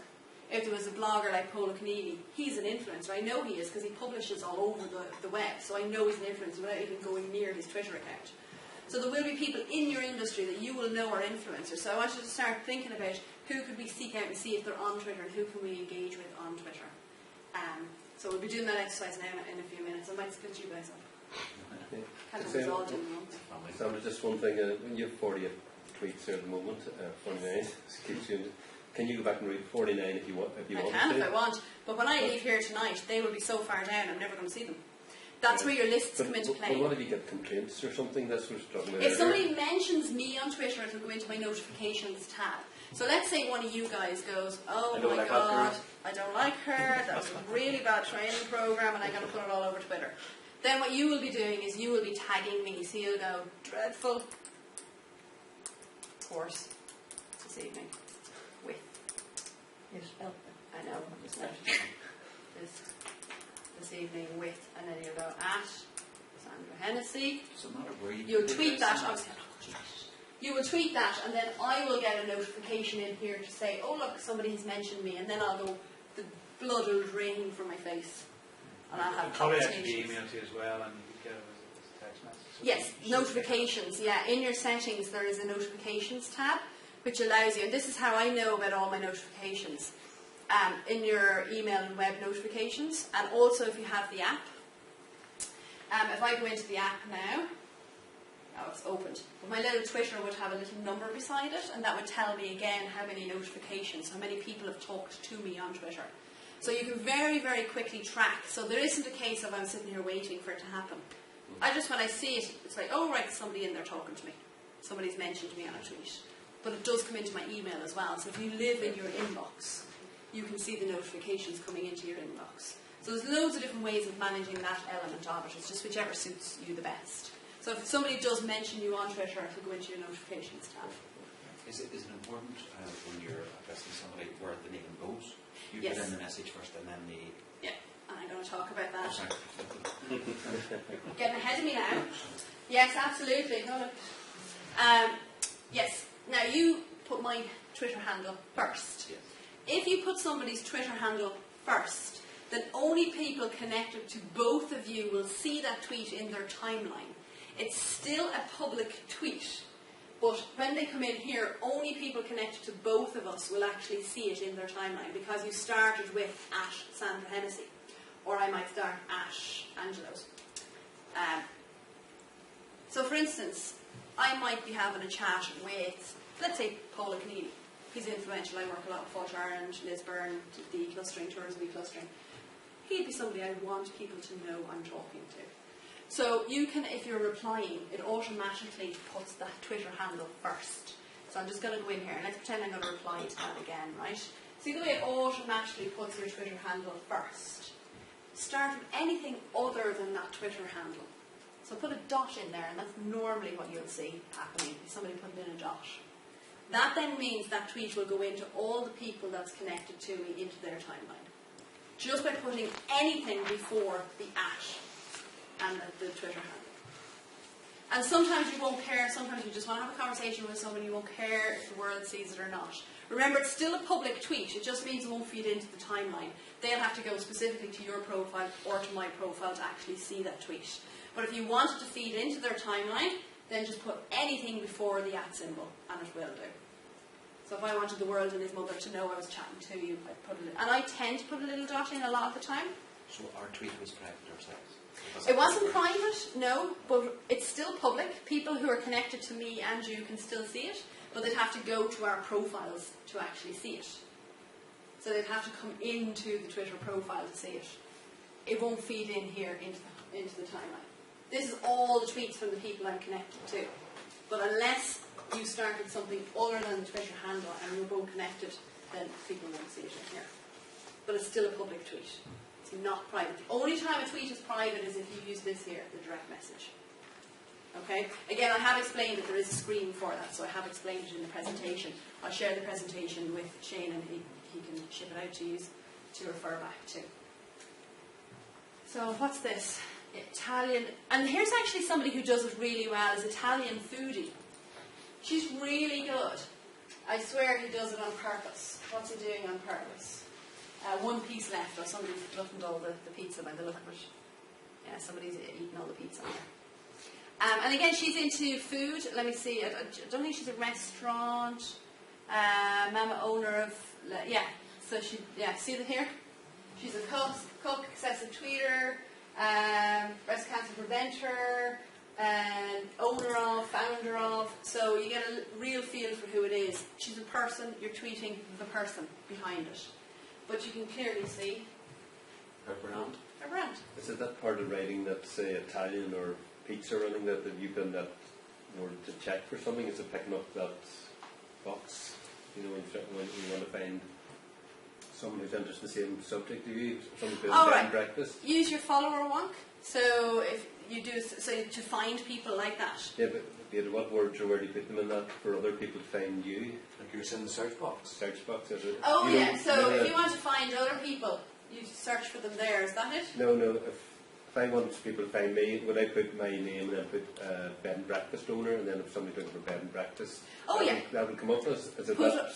Yes. Box Push of characters, is it? keywords in there. That would be your bio. So what I was looking at there was her bio.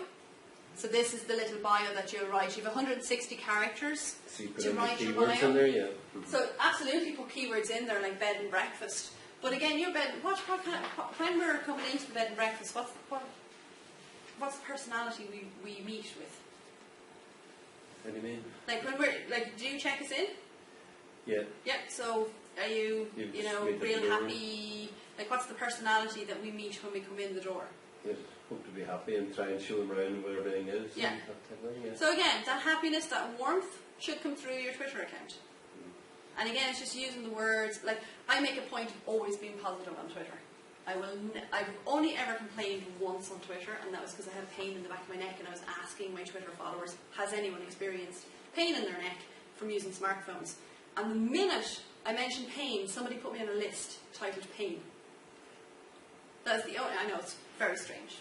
Only time I've ever mentioned it. But the personality I want to shine through is happy, dynamic, all that kind of stuff. But yeah, absolutely, put your bed and breakfast in there. But what more can you tell us about the bed and breakfast? How, would you say it's a home from home? Is it contemporary? What type of style of B&B is it? It's like the countryside with good views, you know, so you put in that.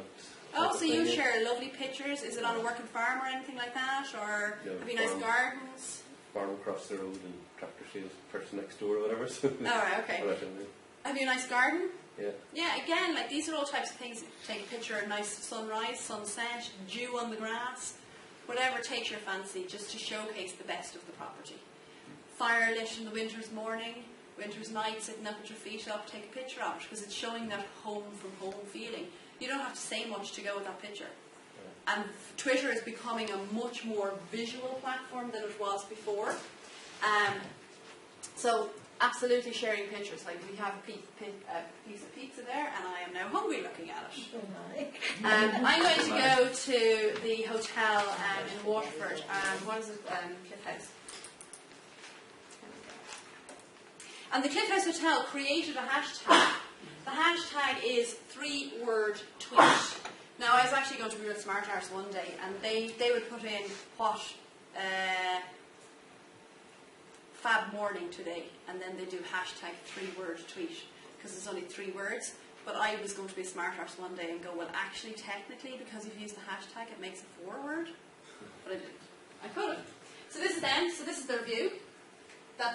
The hotel is literally built into a cliff. It's absolutely fantastic. Gorgeous. And let's have a look. Look at all these conversations they're having. So this is somebody they're using the hashtag 3-word tweet. And I'll talk about hashtags in a second. This is retweeted. See here, retweeted by Cliff House Hotel. So they've basically, I've been Rome Vine Weeking it today. So Mrs. Tyrrell was obviously at some wine week. And they've Longville House. Here's us Motley Crew earlier and Squirty Bottling Plant viewing our first run. Some cider that they're creating. So this is Relais and Chateau. They're a Relais and Chateau hotel. So they're obviously going to engage with Relais and Chateau. So they're retweeting. So again, what they've done is they've taken this tweet and shared it with their network. And you can see here, there's 8 retweets and 12 favourites. So, and this is what goes on. And this is done 4 hours ago. This was done 1 hour ago, 1 hour ago, 44 minutes ago. So usually the general manager doing this. The general manager, and you'd be thinking, going, he's running a 5-star hotel. How on earth? And they have Cliff Townhouse in Dublin as well. So you'd be thinking, how on earth do they find the time? And it's literally because he has this little baby in his pocket. Somebody else is doing the work. No, it's Adrian Bartels. It is the GM. No, but I'm saying. Oh, the work, yeah. Yes. But it's because he has this little baby in his pocket. He doesn't need to worry about time. Yes. If he sees a photo op, takes it out, takes a picture, shares it, job done, goes out about doing whatever it was he was going to do. This is one for Pat Whelan. Like that. Children who are being bold will be locked in the fridge. So for. I'm going to open the picture and see. That looks really good. And sold for mince. I'd say that's Pat Whelan, the butcher. He's a very well-known butcher in Ireland. Yeah. He's in Clonmel, so he's near me, but he also is in Evoke and Rathcoole. He's very much an artisan butcher. So look at this, 4 rosettes retained. Oh, hold on, go down. So you can see there, he's quite influential, 56 out of 100. 4 rosettes retained, 3-word tweet, A word, chuffed to bits. So the hashtags are very much part of, like AA Awards is an official hashtag, I would imagine, for the awards. But chuffed to bits is kind of just a byline, that's how they're feeling. So you can see second round of invitations, so some IMAX thing. See you in Las Vegas. Oh yeah, I will. I'll be there next week. Don't know what that is. And their chef, his chef was actually on with one of the chefs on TV there a few weeks ago. Can't think of what his name is. One of the big TV chefs. Can't think of what his name is. So I'm assuming they would have been tweeting like mad things that night. Oh, we have Uber Facts. Something about SpongeBob there if you want to know about it. So Uber Facts, I follow things like that because some of them are really funny. And some really obscure facts that you get. So that is, so you can have a look at the Cliff House Hotel and see how they do it. There's other ones in here that I would be following. I'm just trying to think along the food lines or the accommodation lines. I can't think now off the top of my head. I have a few case studies based on stuff that I found online. I know the Morgan Hotel do it quite well, and they again have a specific strategy for what they're doing. So, but it is a case of literally taking the phone out of your pocket and tweeting. But it's knowing who it is you're talking to, so you know what tone to use and what content to share. So the other things I want to show you is trending. So trending topics, these are things that are popular online at that given time. Now you'll see some of them are hashtags. Who here uses hashtags on Facebook? Okay, not yet, we have one. Get rid of that search thing there. Hashtags are essentially a way of becoming part of a conversation that's happening or generating a conversation. So is there any major events coming up in Lisburn? Some of the Halloween, I guess. Halloween, okay. So what you need to do is find what's happening in Lisburn for Halloween and see have they got a hashtag. Get involved in that conversation. Because anyone involved in that conversation are either going to be industry. I'm sorry, I'm going to interrupt you. Montalto Estate, aren't they? I think maybe they do Halloween night. There's a Halloween children and show. things. There's also Country Fair this weekend. At Montalto. Yeah. There is. So there's somebody influential that you could potentially be following. Actually, before we move on any further, I want you to get into your little groups, and I want you to think of 10 businesses for each of the business. That's why I'm going to split these up. I'll actually just do 3, and then you go down there. And for each of the businesses, think of 10 businesses that you could seek out and find are they on Twitter that you know are influential in your industry. So whether it be Northern Ireland tourism, whether it be Visit Lisburn, whether it be a local attraction, whatever it is, who is already possibly networking in Twitter with your target audience? Now, it doesn't mean they're on Twitter, but an awful lot of people are, so there's a good chance they are. That's why I say 10. At least if you got 50% of the 10 if you did set up an account. So get together in your little groups. So if we do groups of 3, so if we have 3 here, so you get to keep it in the family. And then 3, you can go in there. Shane, do you want to come down here? Or if you 4, just get your head. Or no, 2 and 2. We'll do 2 and 2. So 10 businesses. Literally, you don't need to know what the Twitter handle is or anything because we don't have computers there. So just the business name. And also think of people as well, not just business people. So, for instance, if you're going to target Adrian Bartel, but it's actually Clifford Bartel. Think of a few names of people.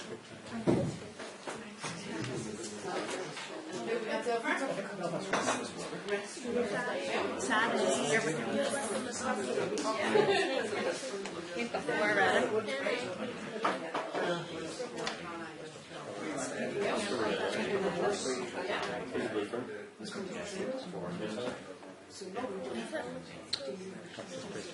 Okay. No, you don't need to be just, this is just to go and see are they on Twitter. Think of weddings. Who's in the wedding space? Let's think of weddings now.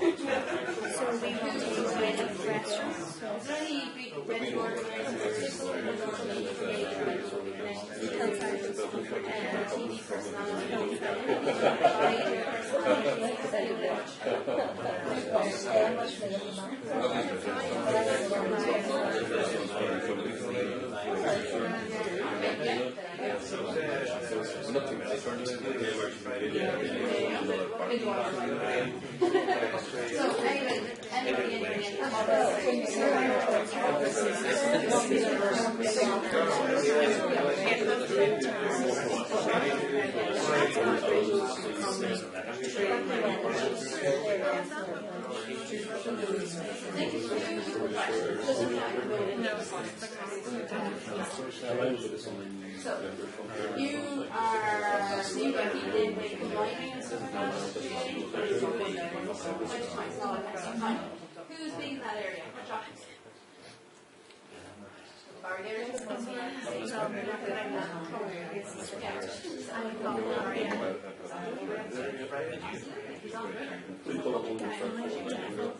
Because if he's next to it,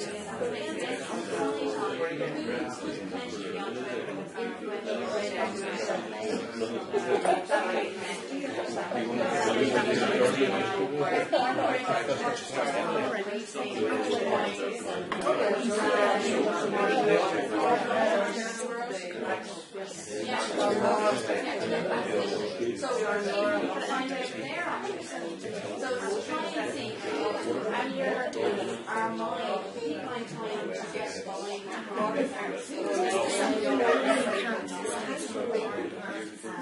I know we might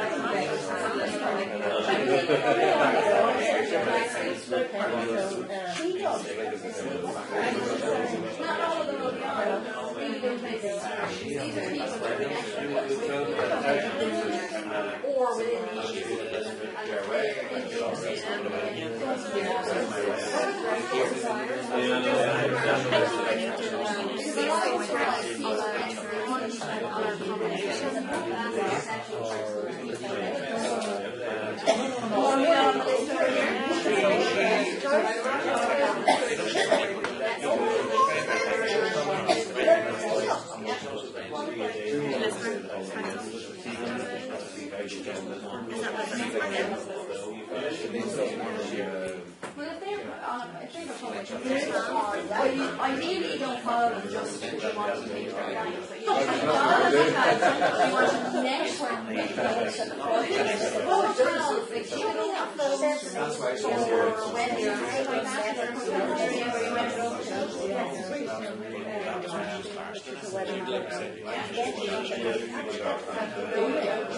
and again, it's just to make sure they can ask. Somebody reads those, oh, sorry, we're booked the bus. We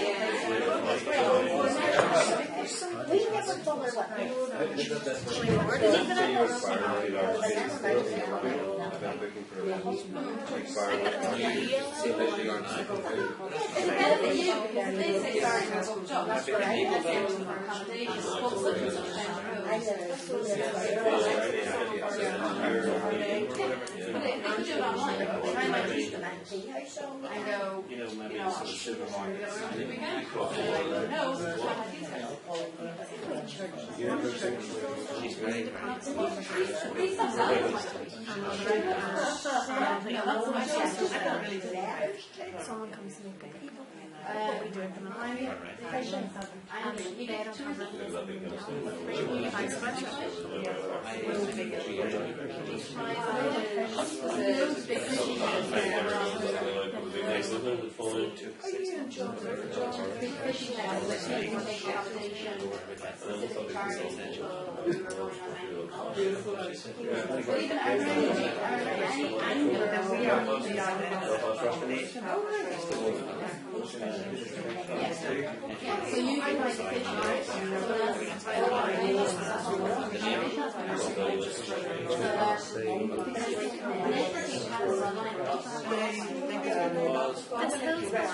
So you can like the and don't forget, by the way, if you're all on Twitter looking at each other, that was a good thing. You can easy job. 3 kids do one. So what are we like?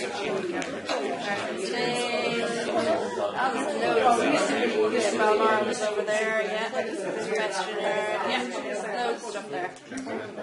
Great. That's a starting point. Yeah, something to start from. Work out from that. Right. Now, the reason for that was that if you do decide to go on to Twitter, it's a starting point for you. Somewhere to start looking, because you know the people, a lot of the time, the people on the ground already. You're networking on the ground a lot. You're networking here tonight, you know. So you know a lot of the people. Like we have people in fishing. There are, you know, if there's big names in the fishing area, you're probably going to know who those are. With people in equestrian, you're going to know who the big jockeys are, who the leaders are in that particular area. So they're all starting points for you to start from. And remember, you can unfollow somebody at any point. You just literally go in and click that button again, and they go away. You know, so just because you follow somebody today doesn't mean you have to follow them for the rest of your life. You can dip out again. So go and see if there are any of those people or businesses online and see if you can connect with them. and see if there's a way that you can network online. Because remember, networking happens on-site and off-site. It happens on the ground as well as online. So we were talking about trending topics there before we got into that. Did you find that somewhat useful? It started kind of getting the brain ticking over a little bit? Yeah. Good stuff. Right, so trending topics. I was at an event last week. I was speaking for the Sunday Business Post. And every one of the speakers were given the hashtag before the day so that we could put it up on the presentation. And ideally, we probably should have created one tonight if you were all going to set up Twitter accounts. So that you could use it. And we might even talk about that, Shane, see if there's a hashtag that we could be using. Because I do get tweets from people in the groups, even if we're covering Twitter or not. So, your trending topics are literally what's trending at that time. So, it's the topics that are most talked about on Twitter at that given time. So, if there's going to be an event, find out, is there a hashtag for that event and can you use it? Because a hashtag allows you to become part of a conversation that's happening. So you're saying there's potentially going to be some Halloween events happening. So your customers are potentially going to be going to that, attending it. Even if they're not going to it, they're interested. They could be following the conversation. I've regularly followed events that are happening and I'm not at the event. I'm sitting on my couch at home, my feet are watching telly, but I'm following the conversation on Twitter, because all you have to do is once you see a hashtag, so I'm going to find one that's somewhat interesting here. If I can find one. Find something that's some way interesting. Ross Carroll Kelly, by the way, is very funny on Twitter as well, if you wanted somebody. So let's say I wanted to find out everybody who's talking about curry tonight, okay? So there's something, somebody's saying Kevin Webster looks like Roy Keane. So somebody has used the hashtag curry, okay? And a hashtag is literally where you literally type a hash and a word or several words after it. So this is all the people who have mentioned curry. So you can see here, curry, curry, curry, curry, curry. So I can follow this conversation. I can become part of this conversation if I want, because I would normally be at home with my feet up watching curry. Or I can go in and let's have a look at Love Lisburn. Because Love Lisburn should be being used way more than it is. You're all in Lisburn, you're all selling a destination, so you should be using it. So the speckled hen is in here, Love Lisburn. Does anyone know who the speckled hen is? Competitor or? Yeah? It's New Kid in the Block. New Kid. Okay. It's outside Lisburn now, it's just on the outskirts of Lisburn, but it's... An image of today's special. If you're a fish lover, this is a must try. And see the way that Love Lisburn, Love Belfast, eating out. And every time you use a hashtag, you can click on it. But if a particular hashtag, or it doesn't, for a trending topic, it doesn't always have to be a hashtag. Whatever's being talked about the most, or whatever's being used the most in tweets, is what will trend. So, now, what to think of that picture? Who created hashtag Love Lisburn? Hashtags, it was Twitter originally that started using hashtags. But the Love Lisburn, nobody owns that hashtag. Now, Visit Lisburn should be the one that's driving that. So every time you go to that hashtag, Visit Lisburn should very much be driving the conversation around that. But you, as businesses in Lisburn, should absolutely be using it. Because in every destination there's a love. There's a Love Dublin, Love Belfast, Love London, Love Paris. Every destination there's a hashtag. And everyone who uses social media knows that. So if you're looking to follow a conversation. But you can click on a hashtag in any tweet. So if I want to go to the Love Belfast, you just click on it. The hashtag automatically becomes clickable.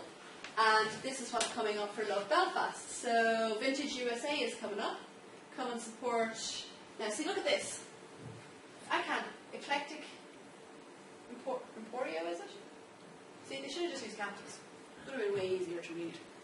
And when you're using hashtags, always use capitals where possible. So see this. What's on this week? If that had a capital W, capital O, capital T, capital W, it would be much easier to read. And I remember when Susan Boyle had an album party, everyone thought she was having a bum party.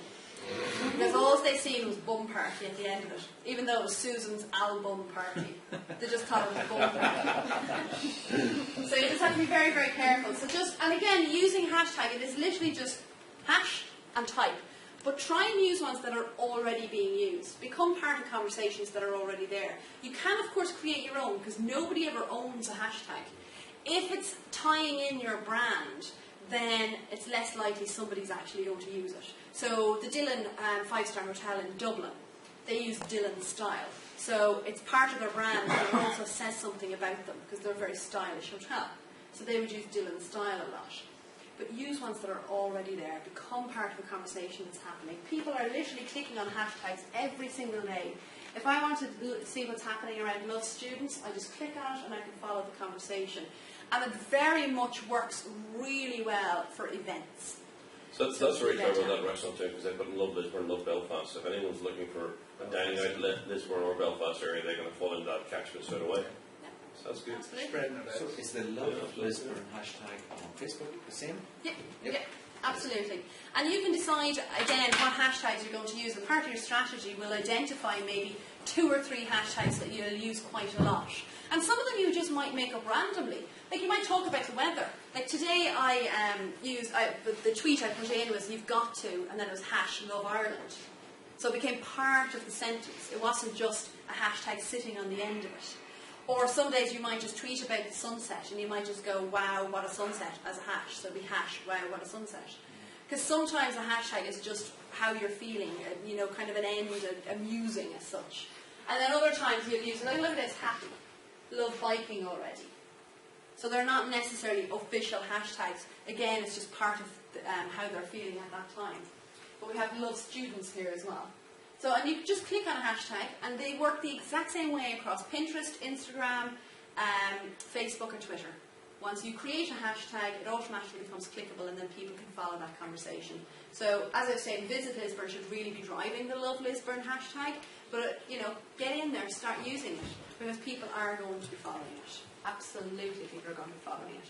So if I go to the home page again, any more new hashtags in there? See, look at this, Apple. So here's all the tweets using Apple. So you can see here on the left-hand side, some of the trending topics are hashtags, some of them aren't. So obviously the word Ireland is being used a lot. Congratulations on 6 million Zoe. So somebody just won 6 million by the looks of it, lucky thing. Expose, these are obviously Ireland. We've got the ploughing 2014, one of the highlights of the calendar in Ireland. Let's change and see what's happening in Belfast. So let's look at, where's Belfast? There we go. Does Twitter, do you have to use lowercase and uppercase at certain times, or does it recognise both? Doesn't matter. Doesn't matter. Use uppercase if you're using more than one word in a hashtag, so that people can read it, because hashtags have no spaces. Okay. So it allows you to read it easily. But even within your own username, if you put in capitals, But it doesn't matter. Doesn't matter if somebody wants to know. It's just for readability. It won't matter from a search perspective.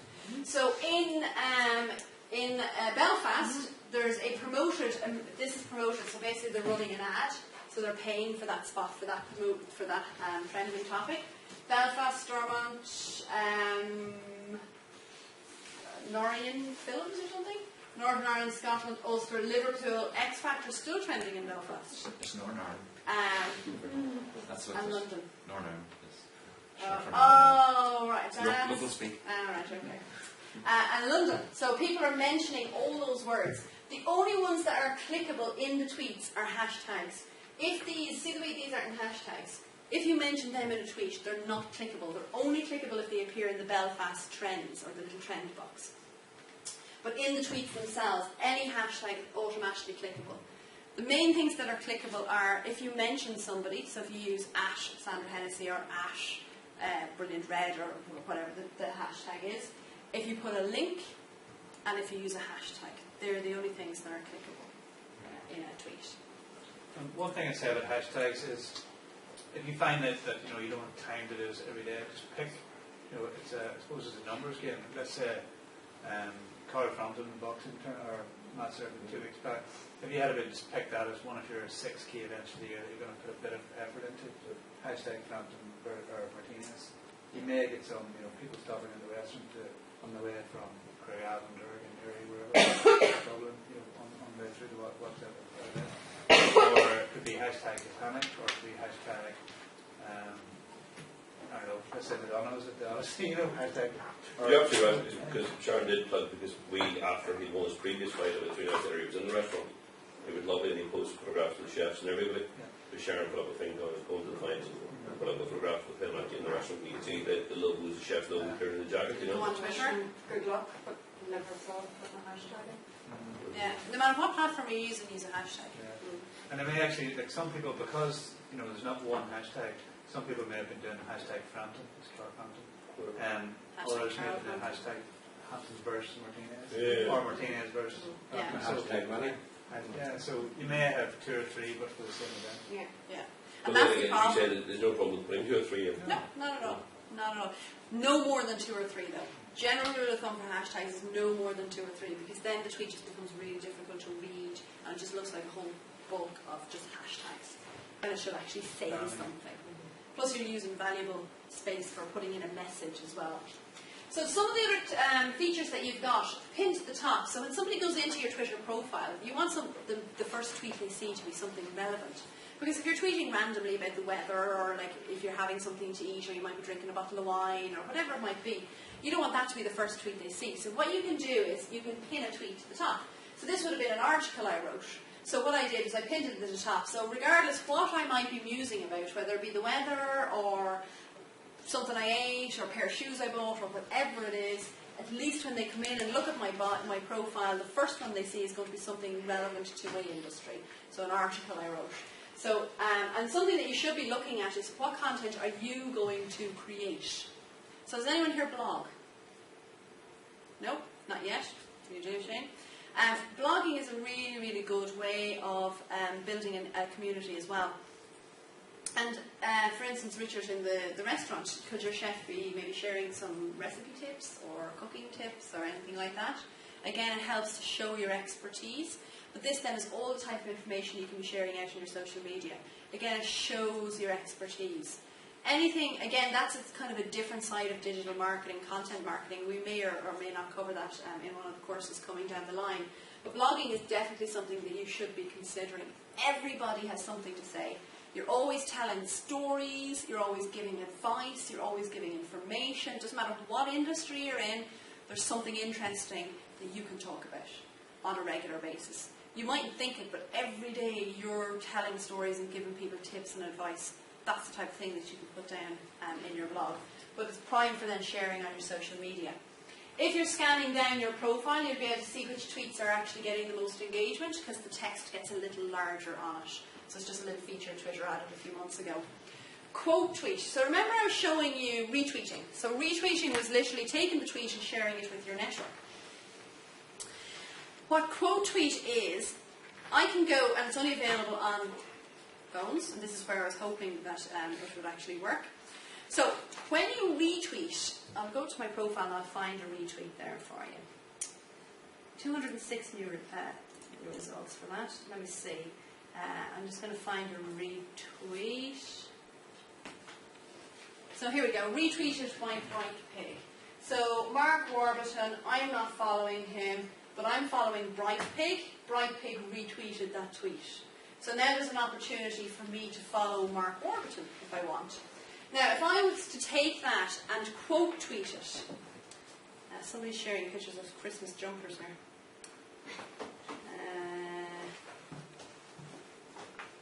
I'm just trying to find that. Right, so that's the tweet there, right? I'm going to quote tweet this. I'm going to share this with my network and I'm hopefully going to be able to quote tweet. So I click the retweet symbol and it allows me to quote tweet or retweet. So quote tweet, what that allows me to do is it automatically puts it in quote and it allows me to put, no, it's -18, there's not enough space. See, that's why they should watch so much characters they're using. Let me find one. Try and find one where I can actually. Here's quote tweet, right? I'm just going to check the picture out before I send it out to everybody. Make sure it's relevant.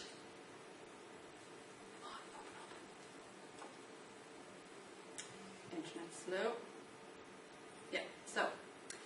Right, so Sora quickly, actually if you attended the Facebook course I would have mentioned Cozy de Rossi. She's on Twitter as well. So I'm going to go in and I'm going to quote tweet this. So she shared a picture of a mashup of one of her jumpers. It's just giving fashion ideas. So I'm going to quote tweet that. So I'm going to click on the retweet button and I click on quote tweet. Quote tweet then puts her tweet in inverted commas, but the difference between quote tweet and retweet, retweet will always go out from the originator. Quote tweet is sending it from your account, but will always include the originator's Twitter handle in it. So I'm just going to fab, okay, tweet. Give it a second. It'll come in there now any minute. There we go. So there's my quote tweet here. So see the way it's put it in inverted commas, but it's gone out as me. A retweet goes out as the originator and just has a little retweet by Bill Lau or whoever on the top of it. This allows you to add your little bit. So I just put fab in because I buy a lot of clothes. This is one hers. So it just allows you to put a little bit on the end of it. You're still sharing it with your network, but again you're responding to it at the same time. So it's just a handy, but you only do it on your phone. It's not available on the desktop. It's one of the features, it's the only feature that's, I think, not available on the desktop but is available on the phone. So it's just one to watch out for, because again, sometimes you might want people to see you're talking to somebody, or you want people to see a particular tweet, but you want to actually reply to it at the same time. It's all about conversations, which I've mentioned. Hashtags we've talked about. I took a screenshot of Love Lisburn the other day, and this is what was coming up. Same tweet. Look at that. Same tweet. So no one has used Love Lisburn since I took that Sunday. Trending topics we've talked about, so it's getting involved in conversations, but making sure they're some way relevant, either to you or to the business, but preferably to the business. Direct messages, remember, top right hand corner allows you to message each other privately, but you have to follow each other for that. And the other thing I want to show you is lists.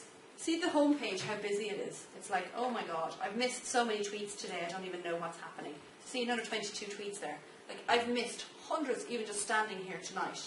Lists are a fantastic way. So here's Georgina just saying hello Limerick. She's put in a picture. Lists are a great way of breaking out all the noise, because there's a lot of stuff coming through here and you're kind of like, oh my god, how am I going to follow it? So what you can do is you can put people onto lists, and you control your own lists. You decide what the list is called, you decide who goes onto the list. So let's say Pat Carroll Touch. So let's say I want to put him on a list. I literally go into his profile, click here. He's an email marketer with Twitter and stuff, so I'm going to put him, if he's not already on a list, I'm going to put him on top digital marketers list. Okay? And that's done then. So close that. He's already on my top tweeters list. Now to access my lists, you can either go to your little cog there and go lists, or you can go into the little me section, and then the list will be in the navigation at the top under the more section here. So these are all my lists. So these are all lists. So let's say I want to see what's happening in the social media world, or my top tweeters. Let's see what's top digital marketers. Let's see. There's only 4 members on this particular one. But this is all the tweets coming in just from people I have on that list. So if I want to know what's happening, so let's say there's an event happening, or you want to know just stuff that's happening in the Lisburn tourism, or just stuff that's happening with hotels, or just restaurants, or authors, or bloggers, or even TV shows if you want. Again, when you're creating a list, so if somebody wasn't on a list, so let's say here, add or remove from list. If there's a list you want to create, you just click on create. I have a load of lists there, some of them are locked, some of them are not. You list name, put a description, and you decide if it's public or private. So I have a few private ones because they're to do with me, personal stuff, shopping and stuff like that. Don't want the world necessarily to see it. And even when I'm heading away on holidays next week, what I've done is I've got a lot of the hotels we're staying in and put their Twitter profiles in a list, so that if, God forbid, we find ourselves late or we can't find the hotel, we can just send a little tweet. So you create your own list as you want to. So it's a great way of avoiding a lot of stuff coming at you and you not being able to break it down or not being able to get access to information. So create lists. The other way that I use lists, so let's have a look at Visit Lisburn. Actually, let's just look at Visit Dublin because it's the first one that comes up there. So let's look at their lists. Sorry, I'm going to click on more lists. There we go. So these are all the lists they subscribe to. So these are all the lists they're on that they've created. But look at the member of. So these are all the lists other people have put Visit Dublin on. So what you can do is you can very quickly scan and see, am I on the right lists? So if I'm on a list for pain, for instance, which I am, I was like, what on earth? I ended up on a list for pain, and I talked about pain once. In my 4.5 years on Twitter, once I mentioned pain, but I'm on the list. But let's say I talk a lot about chocolate, and suddenly I find myself on the chocolate list. It's a good way of knowing I'm talking far too much about chocolate and not enough about business stuff. So it's a really good way of knowing if people know what you do, where your strengths lie. So you should find yourself on foodie lists, restaurant lists, Italian lists, Lisburn lists, Northern Ireland lists, all those type of lists. If you find yourself that you're on a football list and it's like, geez, am I talking far too much about the local football team and not enough about the whole tourism side of things and the food side of things. So it's a great way of identifying if people know what you do. So to increase your followers, the good news is with Twitter, it's much easier to build a network than it is on Facebook. Because the minute you follow somebody, they're notified. Then they have the opportunity to follow you back. Now, so the first thing you need to do is make sure you tell people you're on Twitter. Very important. So email signatures, any marketing collateral that you've got, even if you have, like in restaurants, a tabletop tent cards saying, hey, we're on Twitter, we're on Facebook, whatever it might be. Add the tweet this button to your website. So if you've got any content on your website that you want people to be able to share, there's a tweet button you can use which allows that person to come in and share that article or that piece of content onto their network. But part of that tweet button, it will automatically put in your Twitter handle. So anyone who sees that piece of content will, don't knock over the camera now, anyone who sees that piece of content will also see your Twitter handle. So a good example would be, if I go to Razor Social, this is just somewhere where I get a lot of information on social stuff. So learn how to increase your traffic and shares by, well, it's a guide, we don't want that. So how to make your own infographics. So let's open that. Just let it load. Now at the top of every article on this website there's social share buttons. So just wait for them to open. So see this little tweet button? So I click on the tweet. Automatically generates a tweet eventually. Time today. Connection is a little sluggish this evening.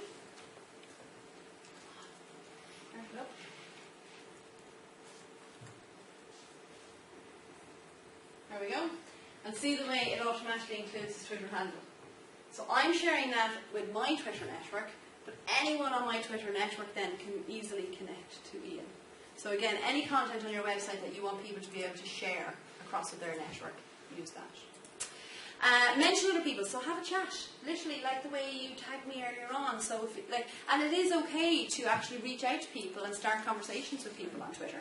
So I might ask Shane about, I'm looking for a recommendation, I'm coming up to Lisburn, can you recommend a hotel? So I might just tweet Shane rather than sending an email, hoping that he'd obviously get back to me fairly quick. Or I might tweet yourselves and say, have you got such and such on the special this evening? There's actually a restaurant local to me, and if they were on Twitter and Facebook, I'd be in there a lot more regular.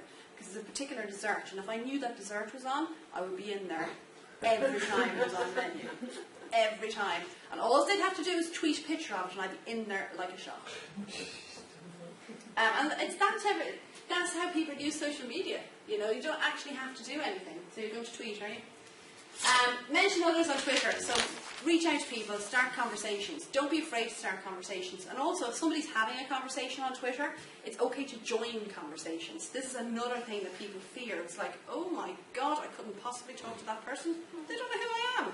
No, they don't.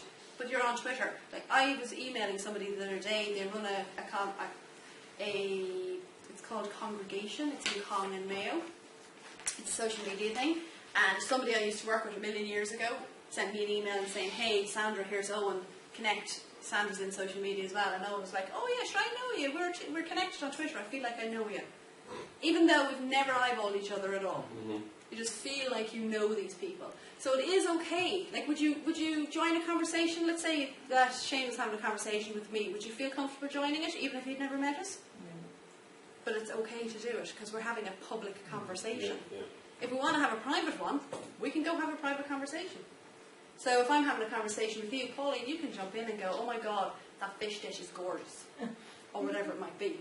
It is okay. But again, it's no different from following a post on Facebook and just getting involved Putting in a comment. It's the exact same thing. But people have this fear on Twitter. It's like, well, they're having a conversation. I couldn't possibly get involved.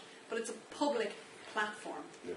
As long as you're giving something to the conversation and you're not blatantly going in just to go, oh, well, I provide the best, come on over, you know. Yeah. So as long as you're giving something to the conversation, be topical, use hashtags, check out what's trending in your area, see if you can get involved in trending topics. And again, you know, if you're a fan of X Factor, like say Frank, you're there on Saturday night sitting there watching X Factor, you could be tweeting about it if your network is also tweeting about it. Yeah. I know my network for years tweeted about X Factor and then suddenly they stopped. So I was like, right, I'm not going to tweet about it, because a few of them actually tweeted and went, oh my God, is there any way of like shutting down X Factor? So I was like, okay, my network is obviously not open to tweeting about X Factor anymore, so I'm not going to annoy them. I'll annoy my friends on Facebook instead. So again, you just have to get a feel for what your network will allow for. And over time, because you get to know these people online. Retweet others. So again, sharing. So every time you retweet something, they see you because they're told in their notifications. Sandra Hennessy retweeted this. With Twitter, there's an etiquette, and we'll talk about that in a second. Create your lists and share stuff that's relevant. So, Pauline, anything to do with weddings or anything like that, if there's a new colour scheme that's popular, or a celebrity got married, or anything like that, it's all relevant. It's all relevant.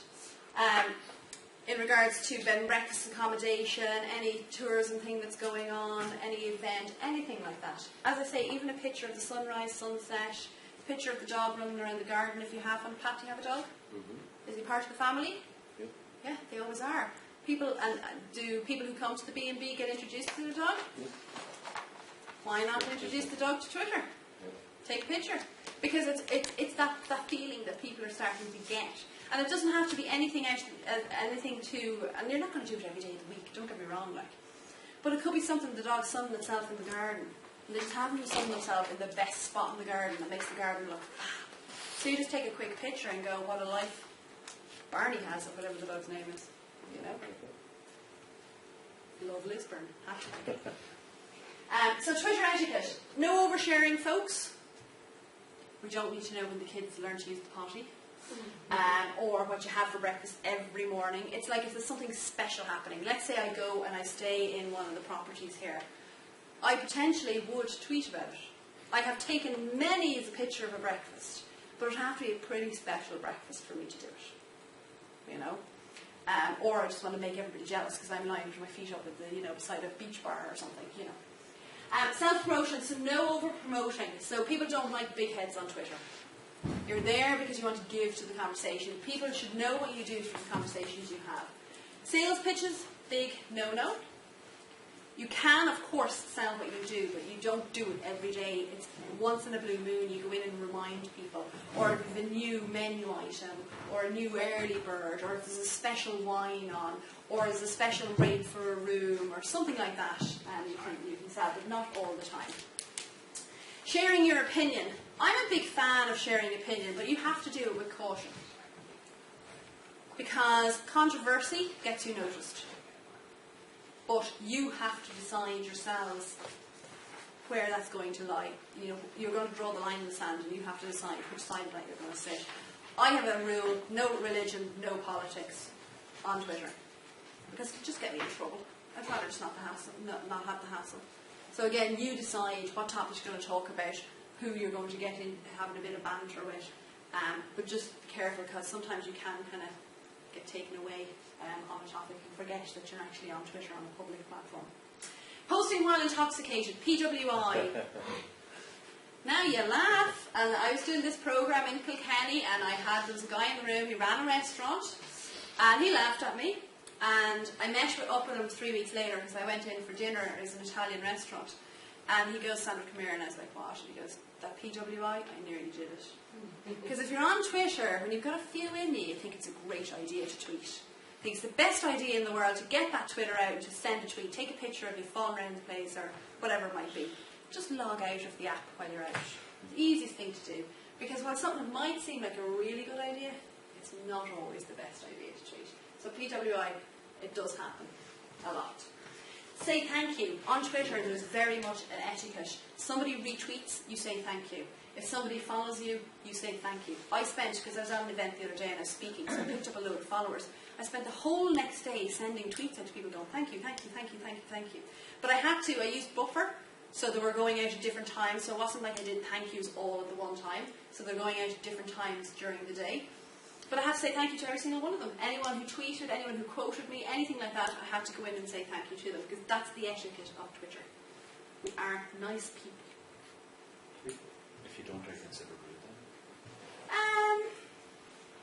Not necessarily rude, but they just have a better thought about you if you say thank you. You know, so if I follow Shane and he doesn't say thanks, I won't think, oh, Jesus, look at him, he's rude. But if he does say thank you, I'm going to go, oh, isn't that nice? You know? And no automated messages. Oh my God, people on Twitter hate automated messages. So that would be where there's loads of tools out there. So let's say I follow Shane and then suddenly I get a tweet sent to me. And I remember I followed somebody not so long ago, and I followed them because they were in my industry and they were involved in search engine optimization. And I followed them. And I got an automated message back, and I knew it was automated the minute I got it because it tried to sell me search engine optimization services. Now, if this was somebody who was tweeting me specifically, they would have gone to the extent of looking at my bio and known that I provide SEO services. So what did I do straight away? Unfollow them. Straight away, and that's what will happen if you automate your messages. So that's why you need to go in personally, because even saying thank you is an opportunity to start a conversation with somebody. So let's say, who would be a big name in tourism in Northern Ireland? Billy Hastings. Who's that? Billy Hastings. Who's Billy Hastings? He's Chairman of the... Oh, right, okay. Yeah, so there'd be a huge opportunity there if they followed you to start a conversation about whatever it might be that they're doing. It could be a new hotel opened, it could be an event that they held, whatever it might be. So you start that relation, because remember it's about building relationships. So no automated messages. And tips for success being active, honest, nice, patient, personal, conversational, topical and timely. So tweet as things are happening, not 3 days later. Advertising, I'm not going to go through this in great detail, just to make you aware that it's there, because a lot of people can't afford it. Twitter wouldn't be one of the cheaper ones, but you can advertise, so you can buy tweets, you can buy followers, you can buy people engaging with your connection. And it's all very, very good because it's very, very targeted. So you can say, for instance, you can say, I want to run an ad and I want to build my followers. So, and I've tested it and it works well, but it can be a little expensive at times. So making sure you're including a call to action. So this one, love coffee, follow us to hear about our drinks special. So you know, so this is a promoted tweet. So this little button here allows you to follow the barista bar very quickly. But straight away you know what's in it for you. It's always about the benefit, what's in it for the customer. Choose wisely. So you can actually target based on people's usernames and people that are connected to those people, based on their interests. So like you can put in shopping, marketing, business travel, air travel, all that kind of stuff. Location, you can't go down locally, so it's Ireland, Northern Ireland, UK, that kind of thing. Gender, so you can be gender specific, but be careful with that because remember on Twitter there's a lot of unspecified Twitter accounts, gender accounts. And you can even target by language if you so wish to. Budget-wise, it's very like Facebook if you were to run an ad. So you get to put in your daily budget. You get to decide how much you're going to bid per, in this case it was I want to build my follower list. Thank you, Frank. I think you know it's on a slot, unfortunately. Oh, no problem, very important. And over here to tell you what your estimated reach is based on the budget that you have. So the more budget you have, obviously the more reach you get. But you can run ads and you can build your network. But when it comes to smaller businesses, I say keep your money. You can do so much organically on Twitter and it works so much quicker than Facebook. Because the minute you engage with somebody on Twitter, they know, they get notified. So there's that opportunity for them to connect with you. So it's much, much quicker. And of course they have reporting. So in the reports you can see how much you spent, how many new followers you've got, how much each of those new followers cost you, or if you're sending people out to the website and you're tracking conversions, you can actually see all that. So they're great reporting. Analytics, this again, as I've given you the links by the way to all these because they're not easily accessible within the Twitter platform. So what they do is they look at it on a 28-day basis. So this would have been in the previous 28 days. So it looks at 7.6 thousand impressions. Because remember, an impression is going to be me sending a tweet and somebody seeing that in their home page or their timeline. But also remember, if somebody retweets that, it's going to create more impressions with their network. So you can see then which tweet is even working the best. Impressions, engagements, and then your engagement rate. And then you can see on the right hand side here to give you things like how many engagements you've had and how that fares, how many retweets you've had, how many new connections you've had, how many favourites you've had. All that data comes through here. So it's important that you're using these. It'll also tell you what the breakdown is. And this is the type of thing you're looking for. See the way that's continually growing? That's what you want. You want your thing. And sometimes, see the way there's a little bit of a dip here? But it went back up. A little bit of a dip. But the general trend is that the follower numbers are going up. Tells you what interests they are. And luckily enough, they're all interested in the same stuff as me. Marketing, tech, SEO, social media, digital marketing, all that kind of stuff. You can tell the location they're in and what their gender is. And then your followers also follow. So these would be people that my followers would be following. So this is giving me an idea as to where their interests lie. So I can then connect with all these different accounts if I want. So there's lots of data in there, so you can very much see if it's working or not for you. And Twitter cards. Remember when you've seen the big images, or sometimes you might see a link with an image. They're called Twitter cards. And you can put a bit of code on your website to make sure they're created every time you share your own site. But again, this is a report just telling you if your Twitter cards are actually working and if people are engaging with them. Some tools that you might use. Vine. Anybody on Vine? 6-second videos. So you can take a very quick snapshot of something that's happening. Very quickly it connects with your Twitter account. Take the video and it's shared very quickly across with your Twitter. So and the good news is you don't have to be Steven Spielberg because they know you're on a smartphone. So there's an expectation there that it's not going to be the best quality ever. Weetabix actually did a really good Vine campaign where they had a 6-second video, and part of it was an alarm going off, and then the person was going to hit the alarm, and then it's a piece of paper that said, what would you do? And there was 2 hashtags, hit snooze or get up. And what they were doing was trying to build awareness of their new breakfast biscuit. And they had 4 different Vine videos, and they got like 400,000 reach, those 4 Vine videos. They're only 6-second videos. And all they were doing is asking people, what would they do? Get up or hit snooze. So people were going hash, hit snooze, hash, get up.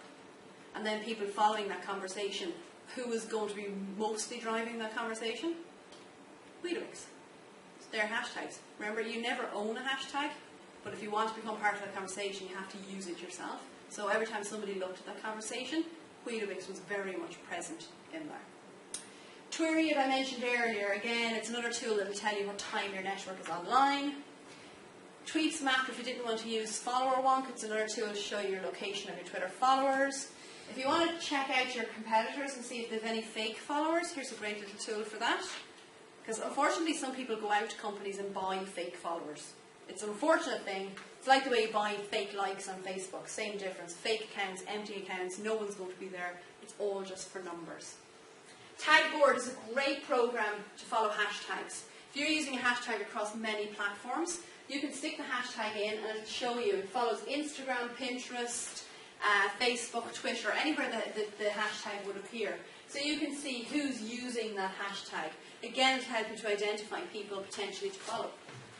So tagboard. Excuse me, what is Pinterest? Pinterest, we are covering Pinterest, aren't we, Shane? Yes. Yeah, Pinterest and I see it Instagram. coming up all the time. Yeah, it's basically image sharing. Come to the Pinterest. I use it. There was a wedding, a florist that done one of the weddings at our For place. your business, I would say it's Well, she put Yeah. up at the end of it that she felt she was in Pinterest. I thought, is she talking about it? Yeah, Pinterest is image sharing, but you create little themed boards. So people can follow in an individual board rather than following I see all of this you. one coming up now all the time, and I'm intrigued to know what There is it a course coming up. I can't remember which one it is in the I think lineup it's- programs. Yeah, I'll actually send an email probably before the end of the week to let you know what the remaining Yeah. topics are. But It's definitely coming up. Pinterest and Pinterest and Instagram. will do it. Yeah. I was thinking, was it a series on television I had missed? I didn't know. No, just another social network, Pauline, for you. If you want to find the most shared content in your area, BuzzSumo is a great platform, again free of charge. So you can go in and you can put in a particular topic and it'll show you any of the articles and the amount of sharing. So this would be all the Facebook shares, Twitter shares, Instagram shares, all that kind of stuff. Or you can use it to find influencers as well. So you can find particular just when you're on influencers. this topic, you mentioned the word reach there. So if say one of the businesses here wanted to take almost like a baseline to see where they are today in terms of their reach, Yeah. and then analyse that in 6 months, 12 months, whenever they've done a lot of activity or spent some money. Is there any apps that you would recommend for that? Twitter Analytics will give you the last 28-day snapshot of how many impressions, and so that essentially is the But even reach. through your whole social media sort of presence? A lot of the reporting tools on that level cost money. You can go for Hootsuite or something like that, but to get decent reports you have to upgrade. But it's only a tenner a month or something like that, so you're not talking masses of money. So Hootsuite would be a good one for that. So if you want to find influencers, BuzzSumo would be one that you can look at. So BuzzSumo will show you topics that people are talking about, articles that people are sharing, and what's getting the most shared. Or you can find influencers. So again, it tells you how many tweets they've had, how many people are retweeting, all that kind of stuff. So it's a great tool to find people. And then just some examples. Airbnb, they ran some ads and got 4% engagement. They basically incentivized it, so sublets just got easier and we'll pay $200 off your rent every month. Who wouldn't want to engage with that? So they built their engagement rate up to 4% for their ads, which is good. The Morgan Hotel, what they are doing, they're quite specific with their strategy for Twitter in that they are connecting with specific people that they want to connect with and engaging with them. And they're literally doing what I said. They're literally taking random pictures of things that are happening around Dublin City. A restaurant might have a sandwich board outside with something that's on it. They'll take a picture of it. There could be something happening on Grafton Street, one of the little entertainers, that's something that's different. They might take a picture or a little video of that and post it up. So they're out and about. So as you're out and about and you see things happening, you need to be taking pictures, images, videos, anything like that.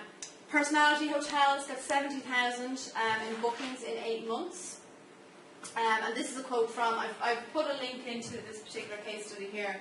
So she's providing followers and those searching for cool things to do in San Francisco with comments about restaurants, links to smartphone applications, specifically about the city and whatever else she's up to. So again, she's out and about taking snapshots because she's selling not just the hotel, she's selling a destination, selling San Francisco. And that's what you should get into that concept, that you're not just promoting yourself. It's about Lisburn and the greater area. And the last thing we're going to talk about is TripAdvisor. We won't be, I said that we'd do a small bit on this. There's not a huge amount to say about TripAdvisor other than, are you listed first of all? Mm-hmm. Everybody listed? Yeah. Good stuff. No? If you're an accommodation provider, tourism provider, you need to be on TripAdvisor. The industry are the only people who don't trust it. People going on holiday trust it. Who here goes to TripAdvisor themselves? Yeah? Well, what do you mean? When you're going on holiday, would you go to TripAdvisor and get I don't reviews? go on holidays. It doesn't affect me. If you were to though, you might go to I haven't TripAdvisor. been on 14 years. Oh my God, you'll have to get somebody in to help you, Pauline. Well, it doesn't worry me. But we all go on TripAdvisor to do our Very research. Yeah. People are using it. It is very influential. This is where your nurturing starts. Nurturing is very much part of what you do on social media. So your Facebook, by answering people's questions, by engaging with people, that's nurturing. Same on Twitter, by saying thank you, by retweeting, by you getting engaged within your network, that's nurturing. But TripAdvisor is the other side of nurturing, where people go specifically to say whether they love you or hate you. It is literally where they go to say 3 stars, 4 stars, 5 stars, 1 star, or 2 stars. So you need to be, first of all, driving people to it. What do you do to drive people? They obviously want to talk to you badly, Pauline. What do you do to drive people to TripAdvisor? I normally say to people, when they've been with us, if you've enjoyed your stay one way or another, please go on and make a comment and, just say something about the local area or where you've been or eaten or that sort of thing as well.